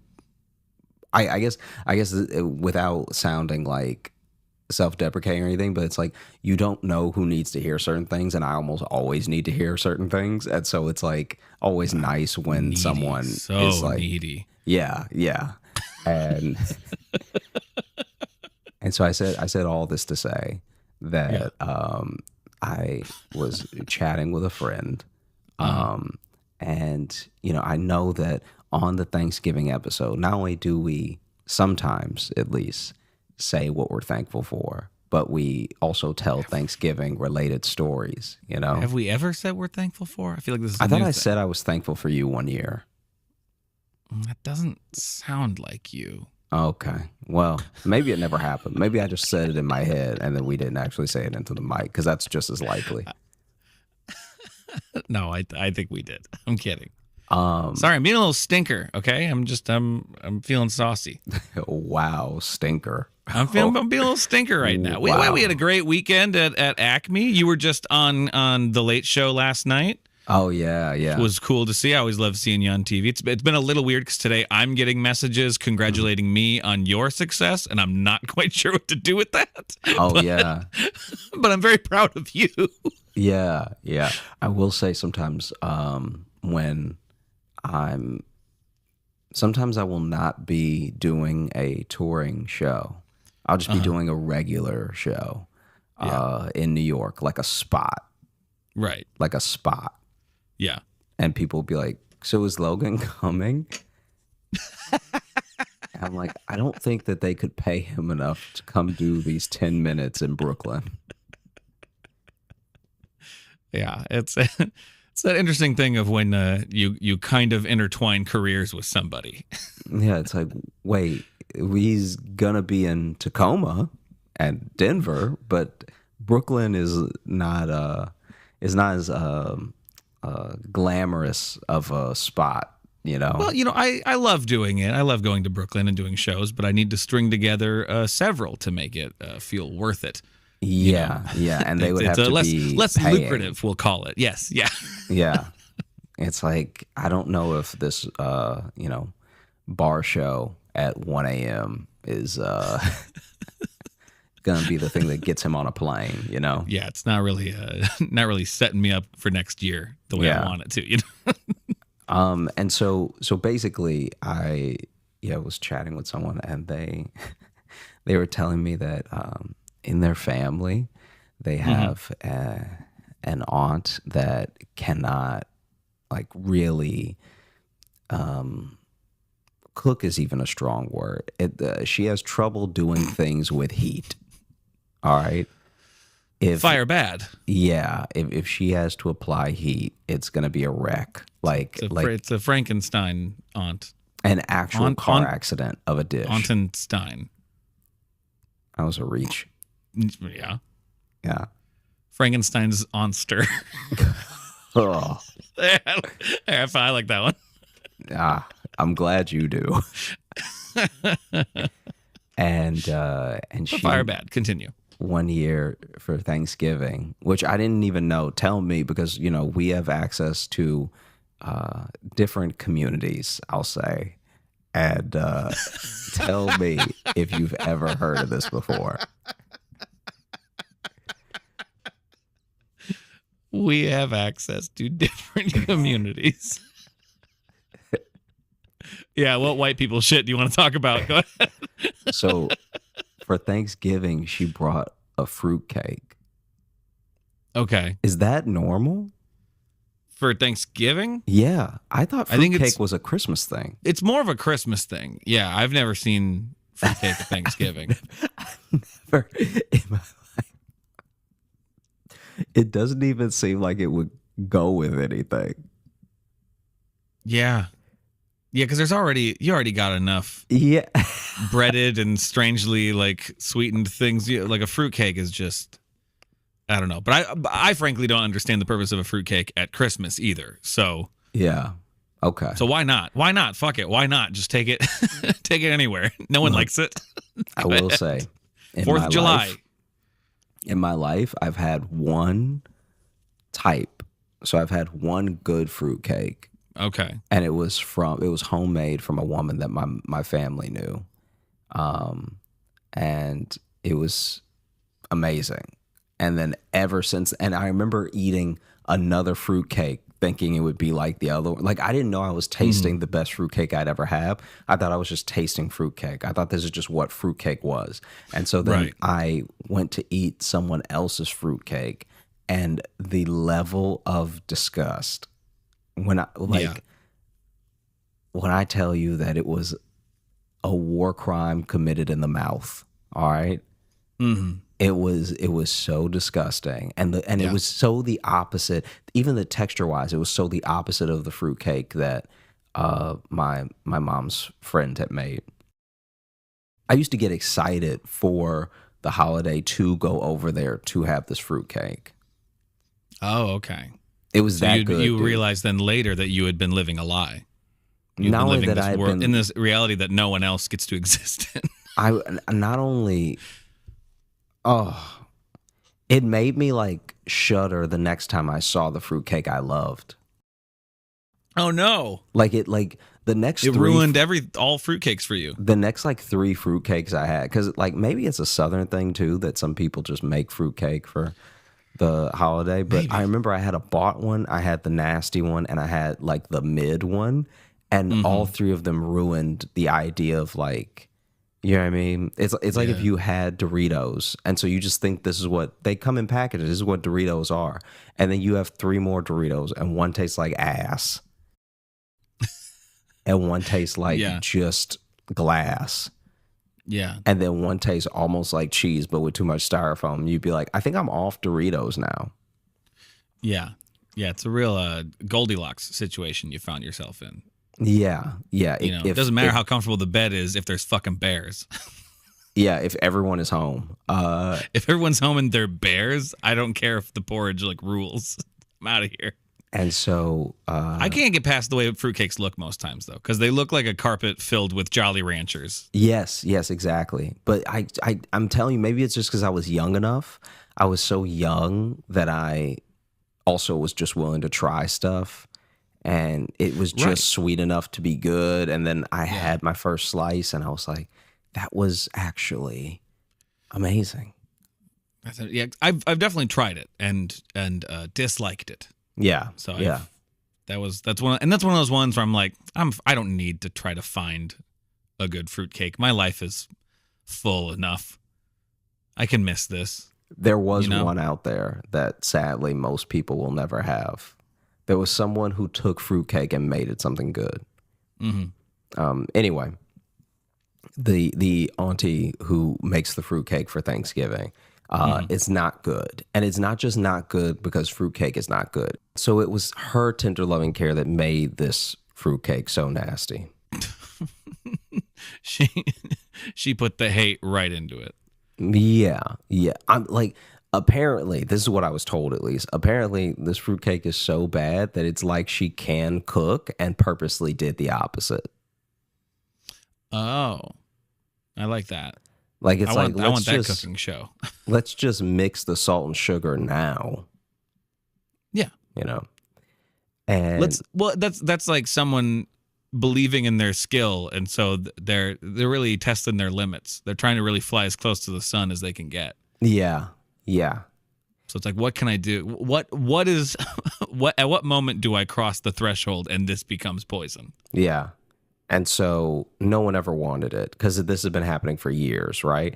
And there was even like a stink with like a real like almost fight between, I guess, like sisters and stuff. So that aunt was like one of 4 or whatever.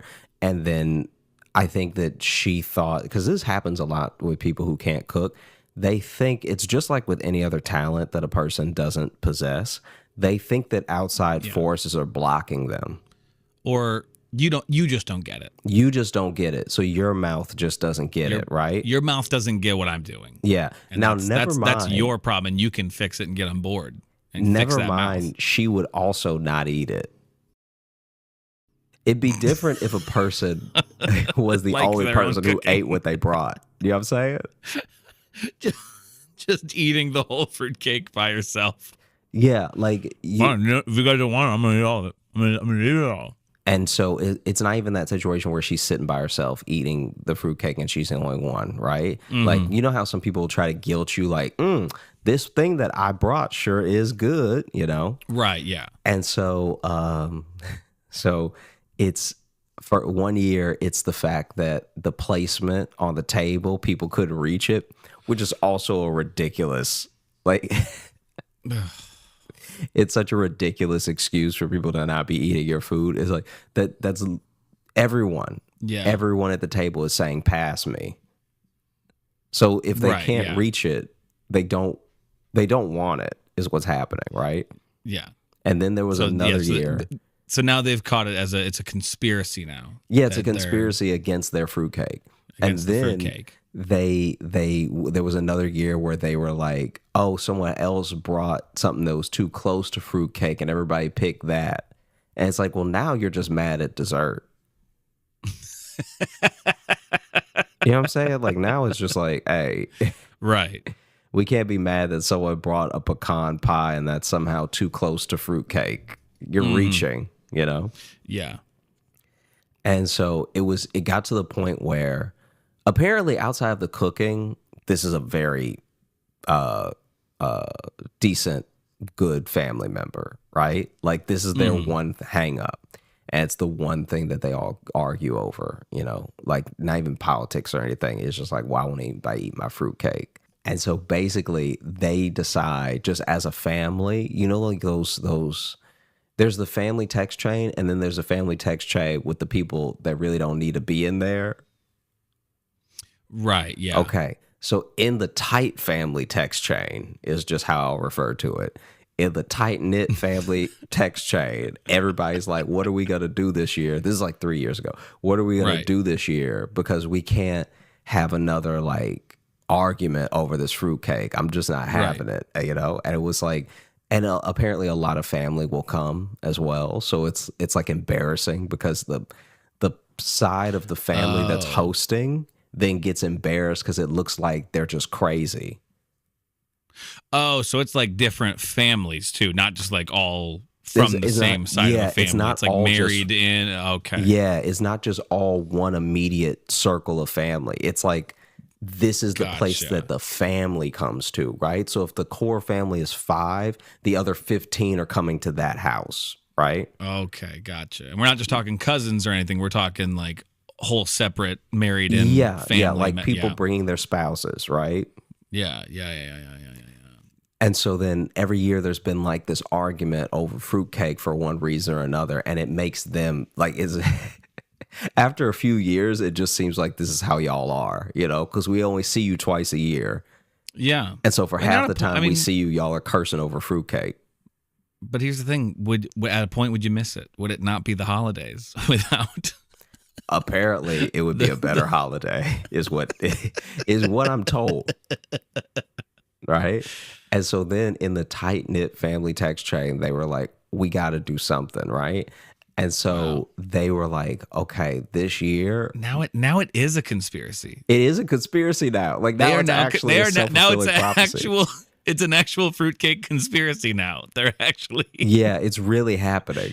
And so now they're like, what we need to do is act like everybody wants it, because then it'll just die down, because the aunt cooking it is the one that's like, she's like watching it now. Like now it's become a point of contention where she'll just be watching the cake the entire dinner, right?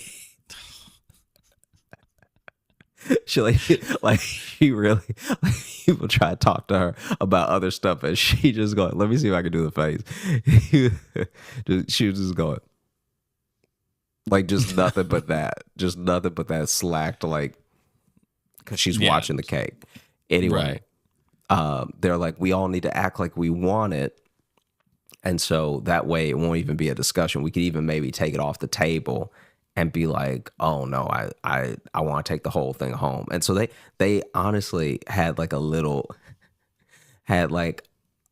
play rehearsed of how they were going to handle this. Because she brought the fruitcake, right? Mm-hmm. And then when she brought it, there was one sister that was like, oh, you know, if you wouldn't mind, I want to just take this fruitcake home. Because I'm having some people over, right? And I would love to. And I don't want them to stay long.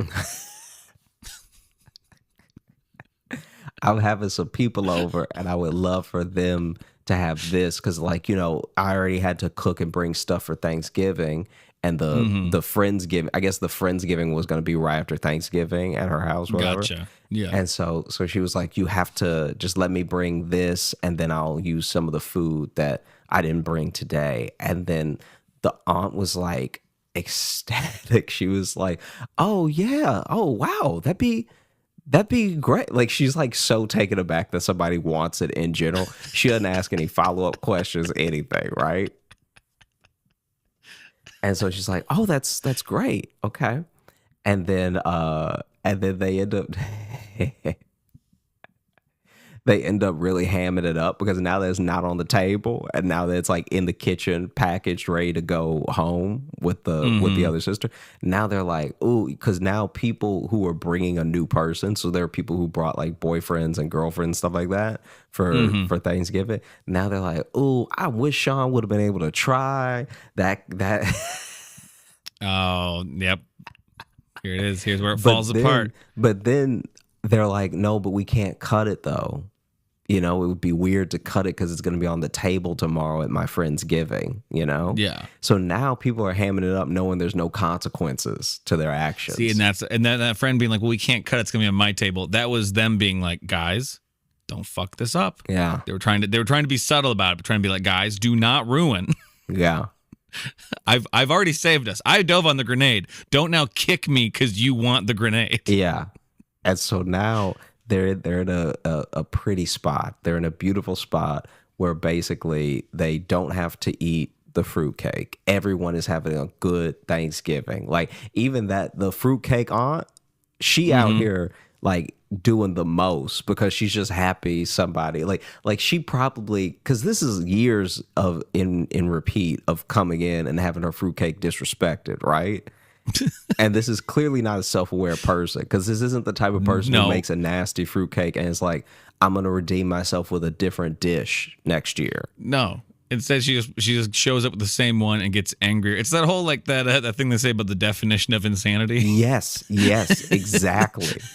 Doing the same thing and expecting different results. A literal fruitcake, okay?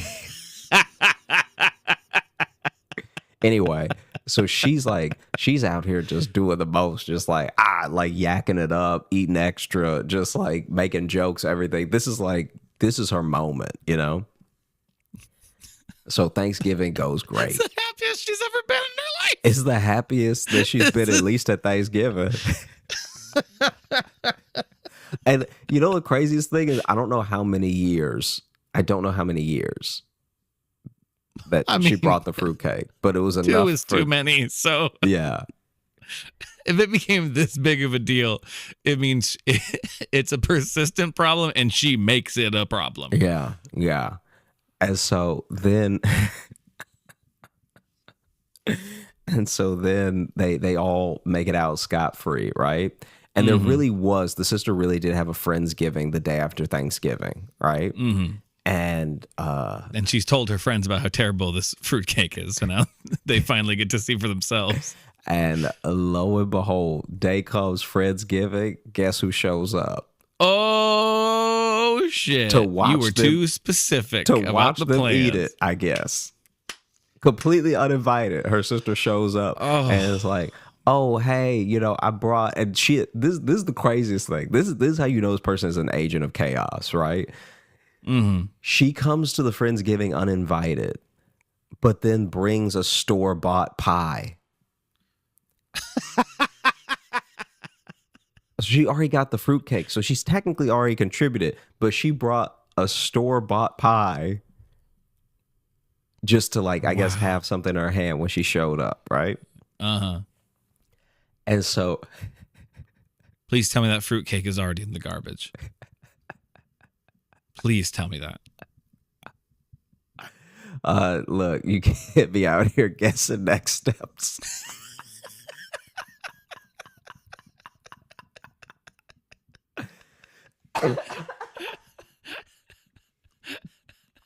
Sorry, I didn't mean to jump ahead, but No. So this was so crazy. So they threw this thing out of the car driving home that night.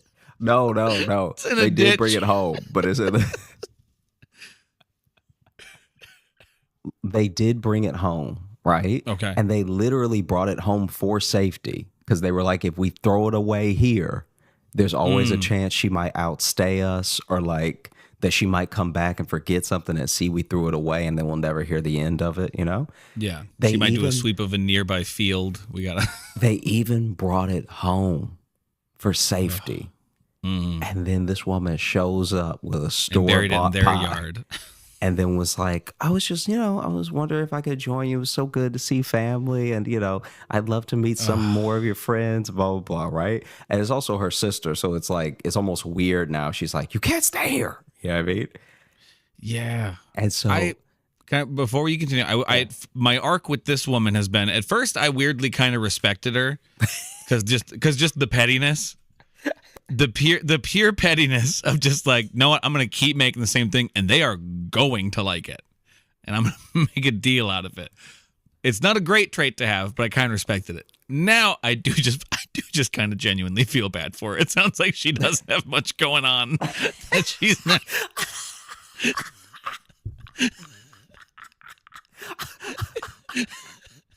If just the thought that someone maybe trying her fruitcake is making her show up unannounced, now I just kind of feel bad. You know what it is? It's the culinary version of when you love a YouTube video and then you get your friend to watch it and then you watch them watch it. Yeah. And then they don't like it, and then you start really trying to explain why it's funny to you. Yeah. And you realize that doesn't help. That will never fix it. You They're not going to suddenly be like, oh, I do get it. Yeah, you try to put it together why cats are better, and you're just like, really, now you're just talking a lot. You're talking longer than the video was. Yeah. And so they have to, as covertly as possible, when I tell you dig the fruitcake out of the trash. And it's not in the trash inside. Oh. It's in a bag. Oh no. Yeah, it's in a bag. No. It's in a bag. It's old trash now. They threw it away the night before and they took the garbage out.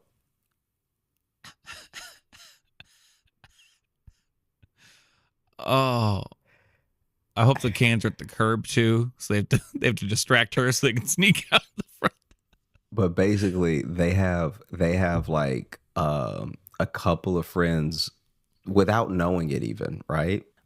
They are getting friends unknowingly running interference on her so they can go dig this fruitcake out of the trash, right? And luckily, the way they packaged it, there's not much trash on it because it's like really wrapped in foil a bunch of times, and like it's not great. You never want anything straight out of the trash like that, but it's not like completely ruined, you know? Right, yeah. I mean, never mind the fact that it's been in a trash bag all night with trash. Yeah. But it's not will this noticeably improve ruined. the flavor from what we've heard? Ooh, coffee grounds. I've never had that in fruitcake. And so then they bring it in, and then her and her husband are having an argument over like if they should serve it or not, because they're like, we can't, like, we have to let her see that it's here, but once she sees that it's here, she's gonna be like, why aren't you? It'll just be the same thing all over again. So her sister is like, and she's here, so she's clearly not leaving. Yeah. She's staying until someone eats this damn fruitcake. And so her sister is like, we have to serve it. We have to. And her husband is the one that's like, hey, you gotta just, at some point, you gotta tell your sister you all love her. All right? Like, you gotta get this person out of your life if this fruitcake is if you about to serve dirty fruitcake at our Thanksgiving table to our friends, I think that your sister's taking you to a dark place. While your sister eats a different dessert, we're going to feed our friends garbage. And this is not a healthy relationship. And basically, a husband lost, wife walked out, and they served dirty fruitcake at their Friendsgiving. That was not, it wasn't redeemable. It, like, I don't know what she thought would happen by giving it to strangers. Like, maybe she thought strangers would be so polite that they wouldn't, like, they'd act like they liked it or something, and she'd be scot-free. Apparently, two people, like, what's the right adjective? Apparently, two people, this is from what I'm told, two people, like, vehemently spit it out. Like,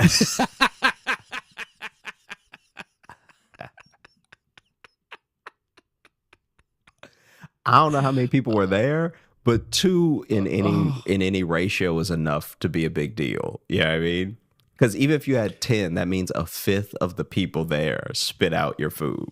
I mean, well, just especially like no matter, even if one person had done it and there had been 50 people there, I think it still would have hurt because this woman was showing up specifically just to see anyone eat and enjoy her fruitcake, which now all she's done is prolong the disappointment. And now she's going to start showing up to this Friendsgiving every year. Because then this is the other thing that ends up happening. She is like, you know, eating with everyone, chatting with everyone. And apparently outside of fruitcake, this person is great, you know, good mood, affable, all this stuff like that. Okay. But the two a people, chill hang the rest of the year. But. Yeah. 2 people spit it out, right? And one person spit it out into a napkin. They did the polite thing of like, oh my goodness, this is gross, sort of covering their mouth and spitting it out to where maybe you almost couldn't catch it. Hand. And the other one like coughed it out at the table. And then just went, oh, no, yucky, yucky, yucky. And so that's what it was like. Oh, this is up now, right?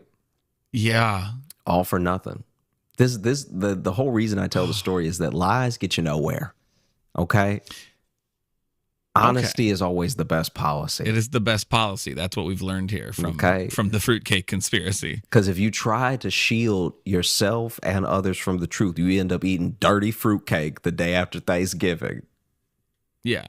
Yeah. So what we're trying to say is sometimes you just need to tell your siblings they're bad at something.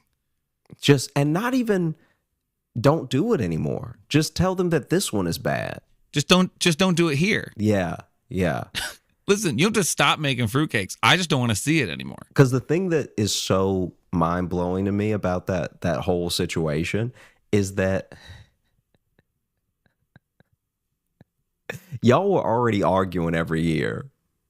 Mm-hmm. So then why not at some point just say your food is not good? Yeah. We don't like it, Rhonda. Nothing about this is tasty, okay? We don't want this. How have you not figured it out? We're all being so polite and trying to let you figure it out. You have made no one wants this. The flavorful version of a cake with knives in it, okay? And no one wants to cut their tongue today. It was almost the perfect plan, too. Yeah. They almost got away with it, but they didn't realize the true wild card that she is. Yeah, that she would show up to an uninvited dinner. Like, you don't even know there's a place at the table for you. No. Yeah. You don't know how many friends coming. You don't know if these are like work friends that she's trying to impress. Or you were just like, hey, I'm going to roll up tomorrow and I'm going to watch them eat it. Yeah. Yeah. Like a genuine intruder. Yeah. That's damn near breaking and entering what she did. It's rare that a burglar brings a pie and doesn't take anything but your taste. But frankly, it would hurt my feelings if a burglar showed up and made me eat bad food and ate better food in front of me.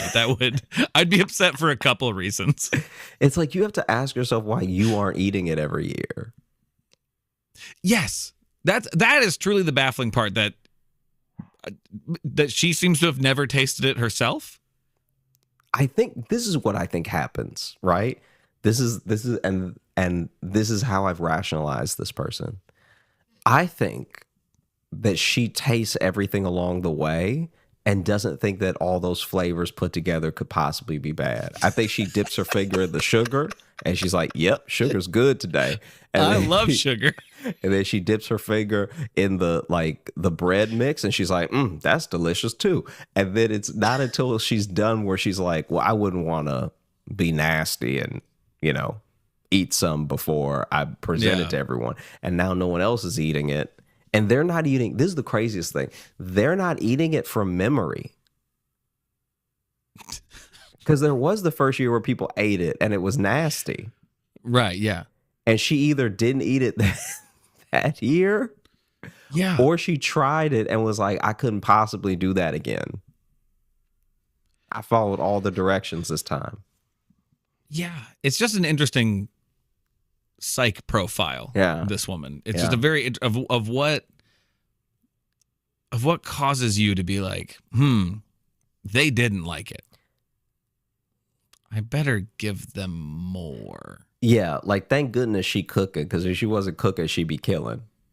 Oh yeah. No, it is good. It's good. She has a hobby. Yeah. I'm like, Anytime making these fruitcakes is time away from sharpening knives. So I think it's a good thing. yeah.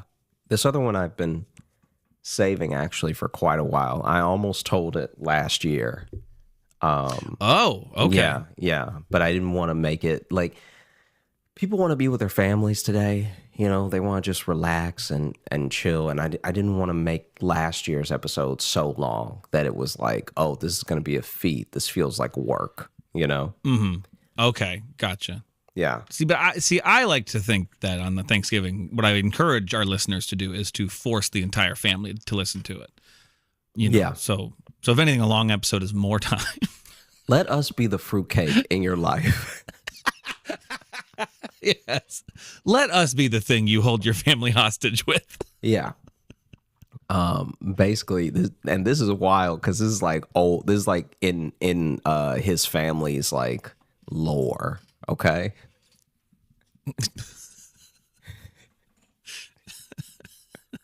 It's family's lore. I know what you mean by that though. Like every family has those couple stories where it's like, nah, this is what aimed the family a little bit. Yeah, and it happened so long ago that like nobody can fact check it.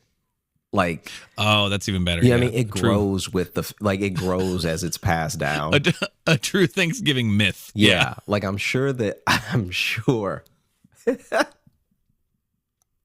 I'm positive that this version is like probably juiced up from the version his mom told him. Oh, for sure. Yeah, I mean, yeah. Anyway, I honestly love hearing those stories when you hear them and they're a family story like that, where you can tell none of it's true, but it's still charming. Yeah. Where you're kind of like, oh, so many people have told this story that it truly does become like a fable. Well, it's no longer a human story. This is what's like crazy. All right, they know some of it is a fact. It's just the details around it that can't be known. You know what I mean? Like, okay. Like he said when his mom told him she was doing voices and she was like, you don't know what those people sound like. Don't do that.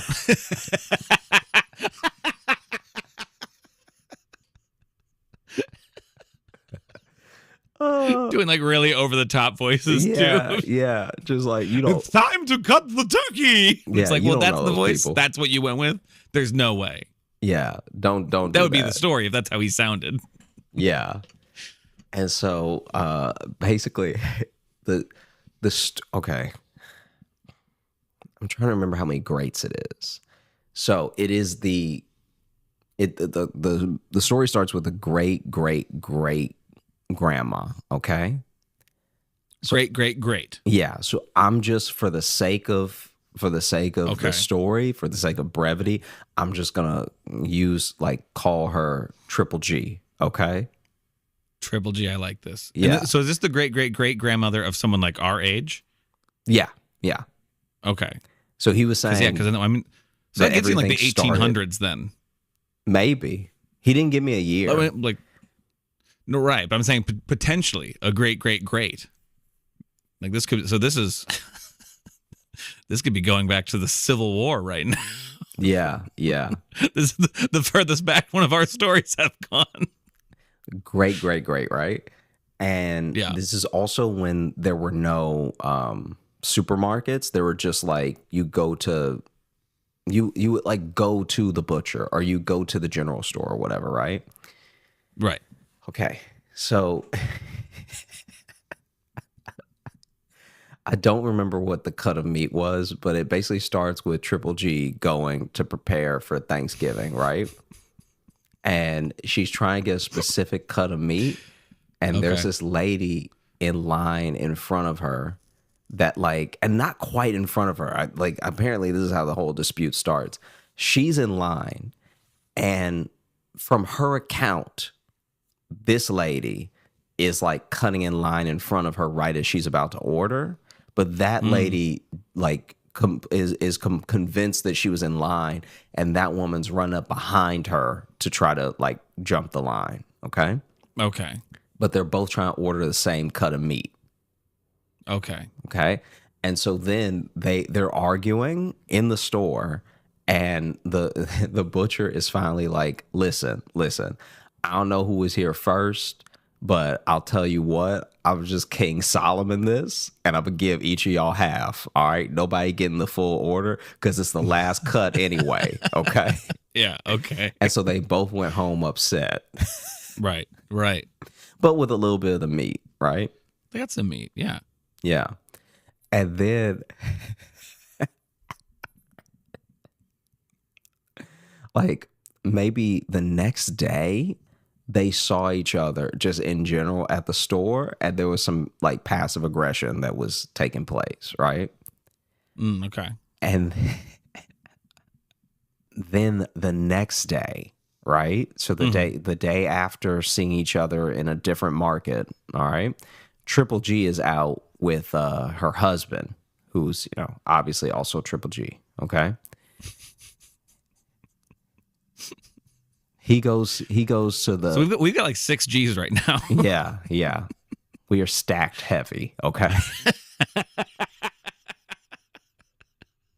So then Triple G and you know, Grandpa Triple G are out, and they're having a day, because this is like maybe the day before Thanksgiving, and so they're going out to eat at you know, some restaurant or, you know, whatever, and then he goes to the bathroom, and she sees the woman from the other day, right?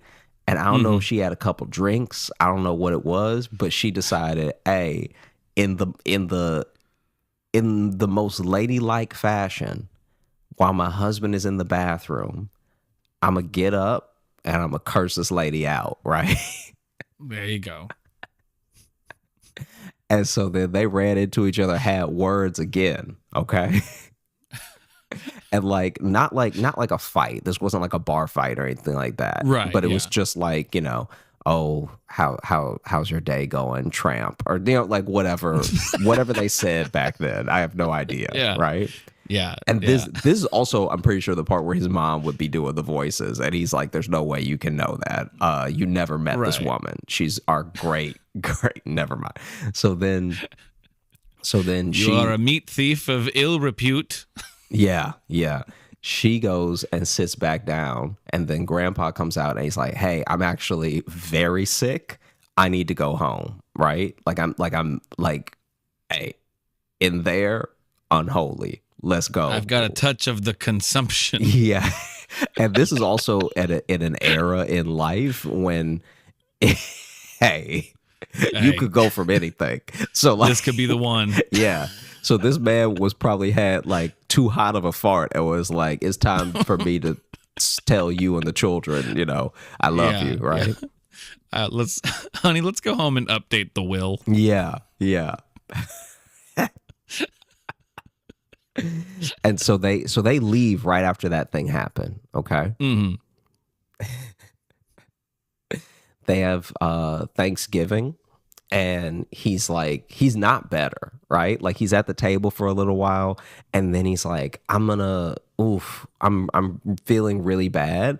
I'm gonna see if I can go to a doctor, right? So he leaves Thanksgiving to go to a doctor, okay? And then comes back late in the night and was like, oh, the doctor gave me some drops. And like, because this is also back when medicine was like, it would be something that had nothing to do with your eyes and they'd still just give you drops. They give you like a gargle.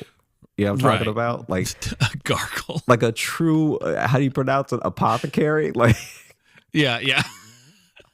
You were going to a true chemist, okay? You're not getting a prescription filled or anything. This dude is just like, look, I heard that this benzoyl thing is good for mouths. So yeah, a man came through town with a traveling show and sold us all the snake oil. yeah. So gargle with this 6 times a day. Here's your oils, and now also I'll cut your hair because I'm the barber too. Yeah. And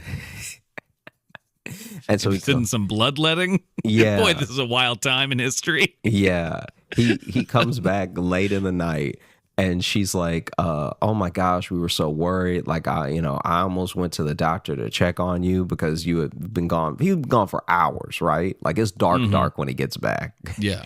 Yeah. And and he's like, "Oh no, the doctor gave me some drops and said I should be all good, and in a couple days, whatever, right?" And I don't know what this man's job is, but he just constantly for the next few weeks is cutting out of work, cutting out of dinner, cutting out of like all this stuff to go to the doctor. Cause he's like, and it's different problems now. So sometimes it's his breathing, sometimes it's his stomach, whatever, right? And then one night, Triple G, she suspects that something's up because she's like, nobody's this sick that doesn't die. All right. Not on my watch. Yeah. Like this is crazy. The hospital bills alone should have bankrupted us by now. Like, come on, honey, get better or get gone. All right. Yeah, because Triple G is also from an era where it's like I don't think she would have had a job, and so she may have not known all the ins and outs of the money coming in the house. But she has enough common sense to know that if you go to the doctor 75 times in a month and a half, you're bankrupt. Right. Yeah. Like the American healthcare system has never been that solid. Even when the town doctor was just doing you favors, he only had so many to give, right? Right, yeah. And so one night, he's gone for however long he gone, right? And then and she tucks the children into bed. She tells them not to get up, right? Like not to get out of bed or anything. And she leaves the house. And she just goes out searching for him, right? Okay. And she finds him at the bar with the lady from the other cut of meat. Oh, shit. This dude has 2 families. Wait, so this wasn't just like an affair that happened. This is not an affair. He had a affair. separate family. He moved. Whoa. He moved his other family into town to be closer to them. Wow, bold. Yeah. Bold. Yeah. And so this dude got 2 families. And then the reason that he was acting all sick and stuff when they were eating was because he saw her. And so he didn't even know that they had like, some spat or anything. Right. And that's also why he wanted to go home as soon as he got out of the bathroom. Yeah. So so neither wife knows about each other then. Neither wife knows about each other, and he hadn't been going to the doctor. He'd been going to her house. So he spent half his Thanksgiving over with her. And they both just think he has to work. They both think he has to work and has horrible stomach problems. Yeah, yeah. This dude out here being a great dad and a horrible husband.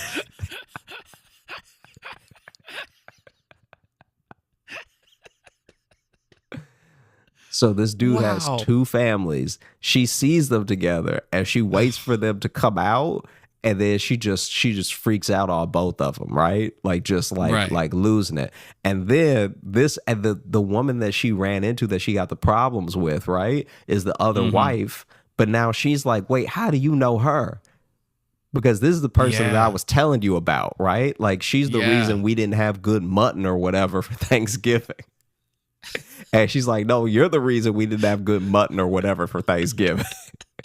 I don't know what the meat was they were arguing over, but let's go with mutton. Let's go. I like this. But yeah. So then that dude had 2 families, and yeah, they don't know. Like obviously, no one knows like the full ins and outs of everything that transpired and stuff. But he said he knows the skeleton of the story is true because that's how he has his cousins. Because his cousins are from that. So they know there's 2 families from one guy. Yeah, his cousins are from the other family. So then for every one of him, there's another guy telling the story about like, yeah, our Triple G was in line and then this lady behind her tried to cut. Yeah.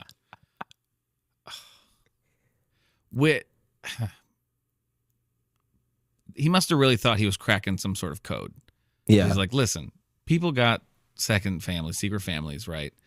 But they're so far away, and you got to factor in travel. I'm thinking, I just put them closer together. What could go wrong? Oh, no. Listen to me. Listen to me when I tell you.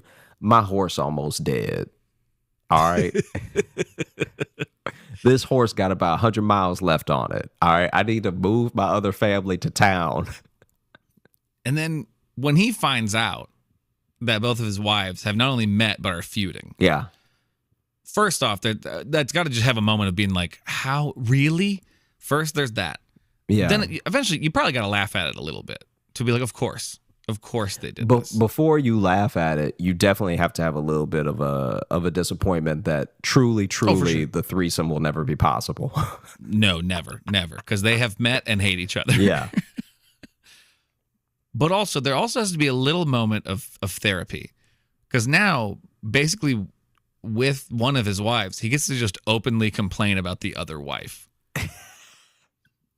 What's really happening here, though, is that he's like, oh, okay. When you say a moment of therapy, like, I think the most cathartic feeling could be like, oh, okay, it already went as poorly as it could possibly go. I think there's that, but then also think about if your wife is complaining about this other lady who sucks. She's like, yeah, that's the lady who cut in line. I hate her. And he can just be like, sounds like a real bitch. Yeah, yeah. And let me tell you something else about her. All right, her cooking isn't all that great either.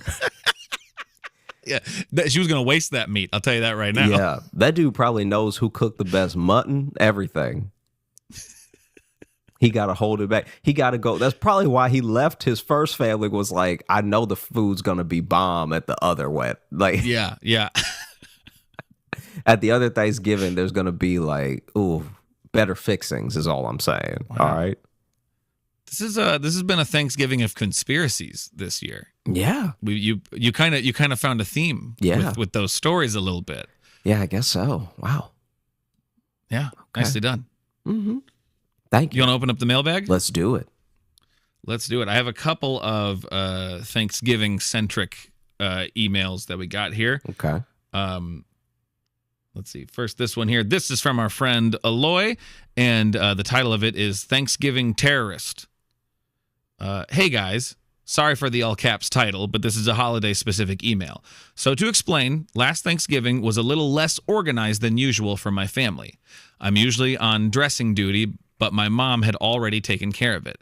She then offered to have me finish cooking the macaroni, and she was already making the cheese sauce. She offered me a spoonful of some very gritty-looking sauce, and in my naivete, I tasted it. I'm pretty sure it tasted closer to cereal milk than cheese sauce. I then proceeded to lie to her face and say it was good. As soon as she left the kitchen, my sister rushes in and asked me if I could save it. Nope, not an option. I burnt it and remade the macaroni and cheese to save everybody else. I'm a hero. The actual tragedy is that this is not the only dish she has assaulted with sugar. She has done this to chili dogs and tuna casserole. She's a menace. Happy Thanksgiving, Aloy. More Thanksgiving conspiracy. I was just about to say, wow. I burned Accidentally it. perfectly on theme, Aloy. Yeah. Don't nobody make mistakes on Thanksgiving, all right? Yeah. Yeah, if someone's burning something or they dropped it, it was on purpose. They meant to. It was on purpose, and it's at you. Yeah. Wow. Perfectly. That's perfectly on theme. I wasn't even expecting that. Yeah, that's incredible. This one here, this is a Black Friday story, actually, because that season is upon us, too. This is from Mike.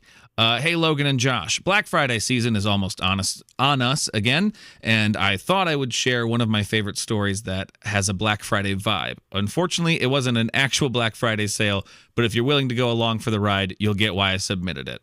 Well, we appreciate the honesty, so... I don't know. Could have just lied to us, but I appreciate that being like, it's not really Black Friday in this story, but it's Black Friday-esque. Uh-huh.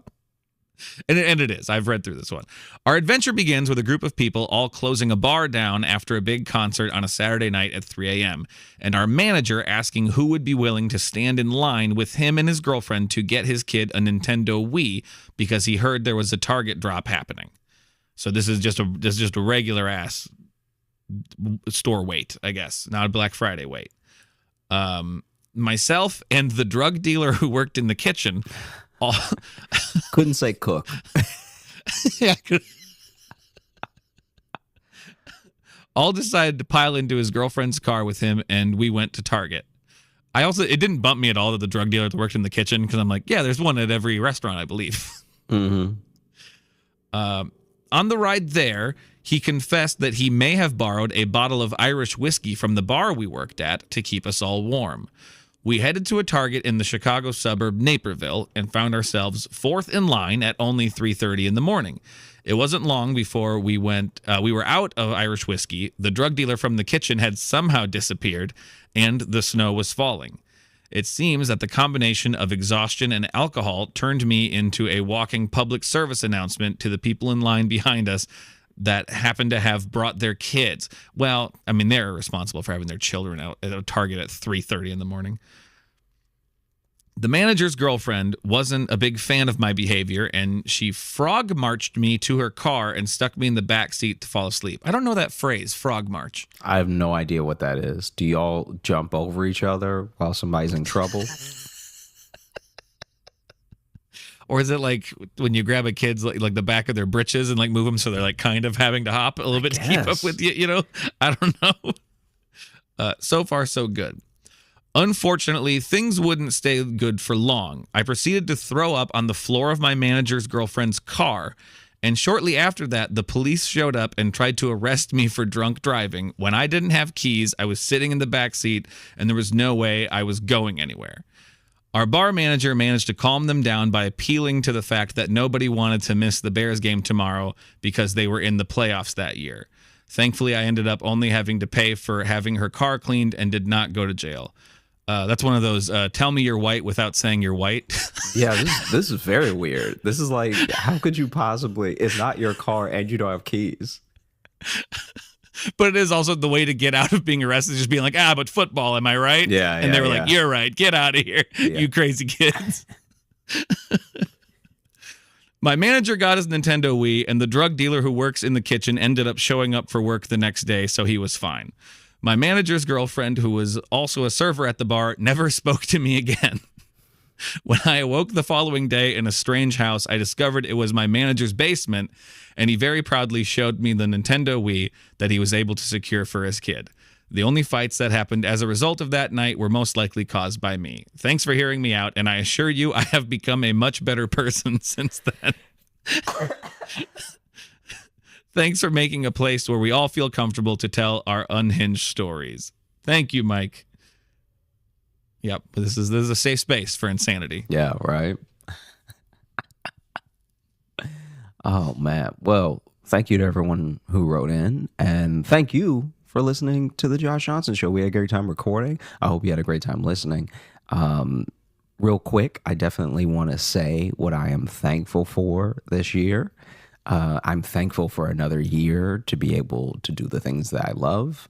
I'm thankful for every one of you who has come to a show, emailed, DM'd, any effort to reach out to us and tell us how you feel about us has been greatly appreciated. It means the world to us, especially as the show grows and as we do more for it. Every patron, every person who, takes the time to say a kind word or like has shown clips or episodes to someone or anyone who's just laughed with us this year has been like a real friend, and we appreciate you so much. I also appreciate JID. I'm finally listening to a lot of his music, and I appreciate you, Logan. Wow, after JID, huh? Well, I was trying to save you. It was all of our friends. I was trying to save you for last. Did you really want it to be you and then JID? Yeah, I think so. Really? I think so. It was a very heartfelt thing you said about our listeners, and then hard shift to JID. Well, it's not that hard of a shift. The music means a lot to me, and then I was saving you for last, which I thought was the prime position. Gotcha. Yeah. Thank you. Yeah, I feel like no matter what order I would have gone in, you would have been unhappy with it. Because if I had said you first, quickly, and then JID, and then you, the listeners. See, but now why do you have to say quickly, though? Because it was quick. I said it. I didn't go on a long thing. So then if I was like, hey, I'm really thankful for you, Logan. I'm also thankful for JID. And to you, the listeners, I'm so thankful for all of you. I don't know. I think that would have entertained me. Oh, okay. All right. Well, I enjoyed it still, and I am thankful for you. You get so grumpy when I give you shit. But if I didn't have that, what would I be doing with my time, huh? No, but I won't fully repeat everything you said because I think you summed it up very nicely. But yes, very thankful for everyone who listens to the show, everyone who's come out to see us do shows this year because we've got to travel quite a bit. People, thankful to the people who join us for our virtual shows, which, not to transfer this into a plug, but we got one this Sunday coming up. So if you feel like coming and hanging with us, we always have a great time, and we are thankful for everyone who joins us and listens to the show, and who emails in. if you are looking to catch up with us on any of the socials, you can find me at Josh Johnson Comedy on TikTok, Instagram, and YouTube, where we're going to be posting clips of the show. And if you are looking for Logan, you can follow me on Instagram at Logan M. Nielsen. And if you want to get into the mailbag, that's joshjohnsonshow@gmail.com. Send us your stories, send us your thoughts, send us your questions. There's another thing you can send us. I didn't have a third one to say. You can also join our Patreon if you'd like. We have bonus podcasts and videos and other community stuff that we do there. Patreon.com/Josh Johnson Show. We got a bunch of different tiers for different levels and different monetary values. So you're going to get something. No matter what level you want to join, you're going to get something good. And thank you. Well, a happy holiday to everyone. Mm-hmm. I hope your stomachs and hearts are full. You know, not quite at the same time, because that's really not healthy. But well, in like a different way too. Like you want your heart full, like metaphorically, not actually full. Yeah, you don't want like full of blood, because then you're on the brink. Your heart has too much blood in it. Yeah, it is juicy. Or cholesterol. You don't want a lot of stuff in there. Yeah. Your tum-tum though? Hell yeah. Fill it up, baby. Full of stuffing. Stuff it up. Yeah. Go get stuffed this Thanksgiving. Get it in. Get it in there. Don't be a quitter. Yeah, you finish that plate. Yeah, you got this. Yeah, we're all watching. Yeah. Eat to your heart's content. But then also a little bit more, because we're watching. Until it hurts.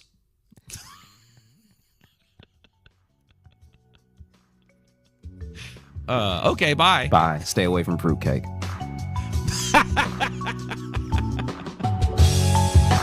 Hey, thanks so much for watching. Please like and subscribe. It really supports the channel. Hit the bell notification, because apparently it's the only way YouTube will tell you that something happened.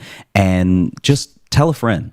That's the biggest thing you could do. Just tell one person in your life that you like, maybe you don't like, that this video happened to you. We release the podcast every Thursday on all the podcast apps, so you should find us there and subscribe on those and comment and leave reviews and whatever on all of them. And also, if you want bonus stuff, you can join our Patreon, patreon.com/Josh Johnson Show. We have bonus podcasts and videos and stuff there, and we'd love to see you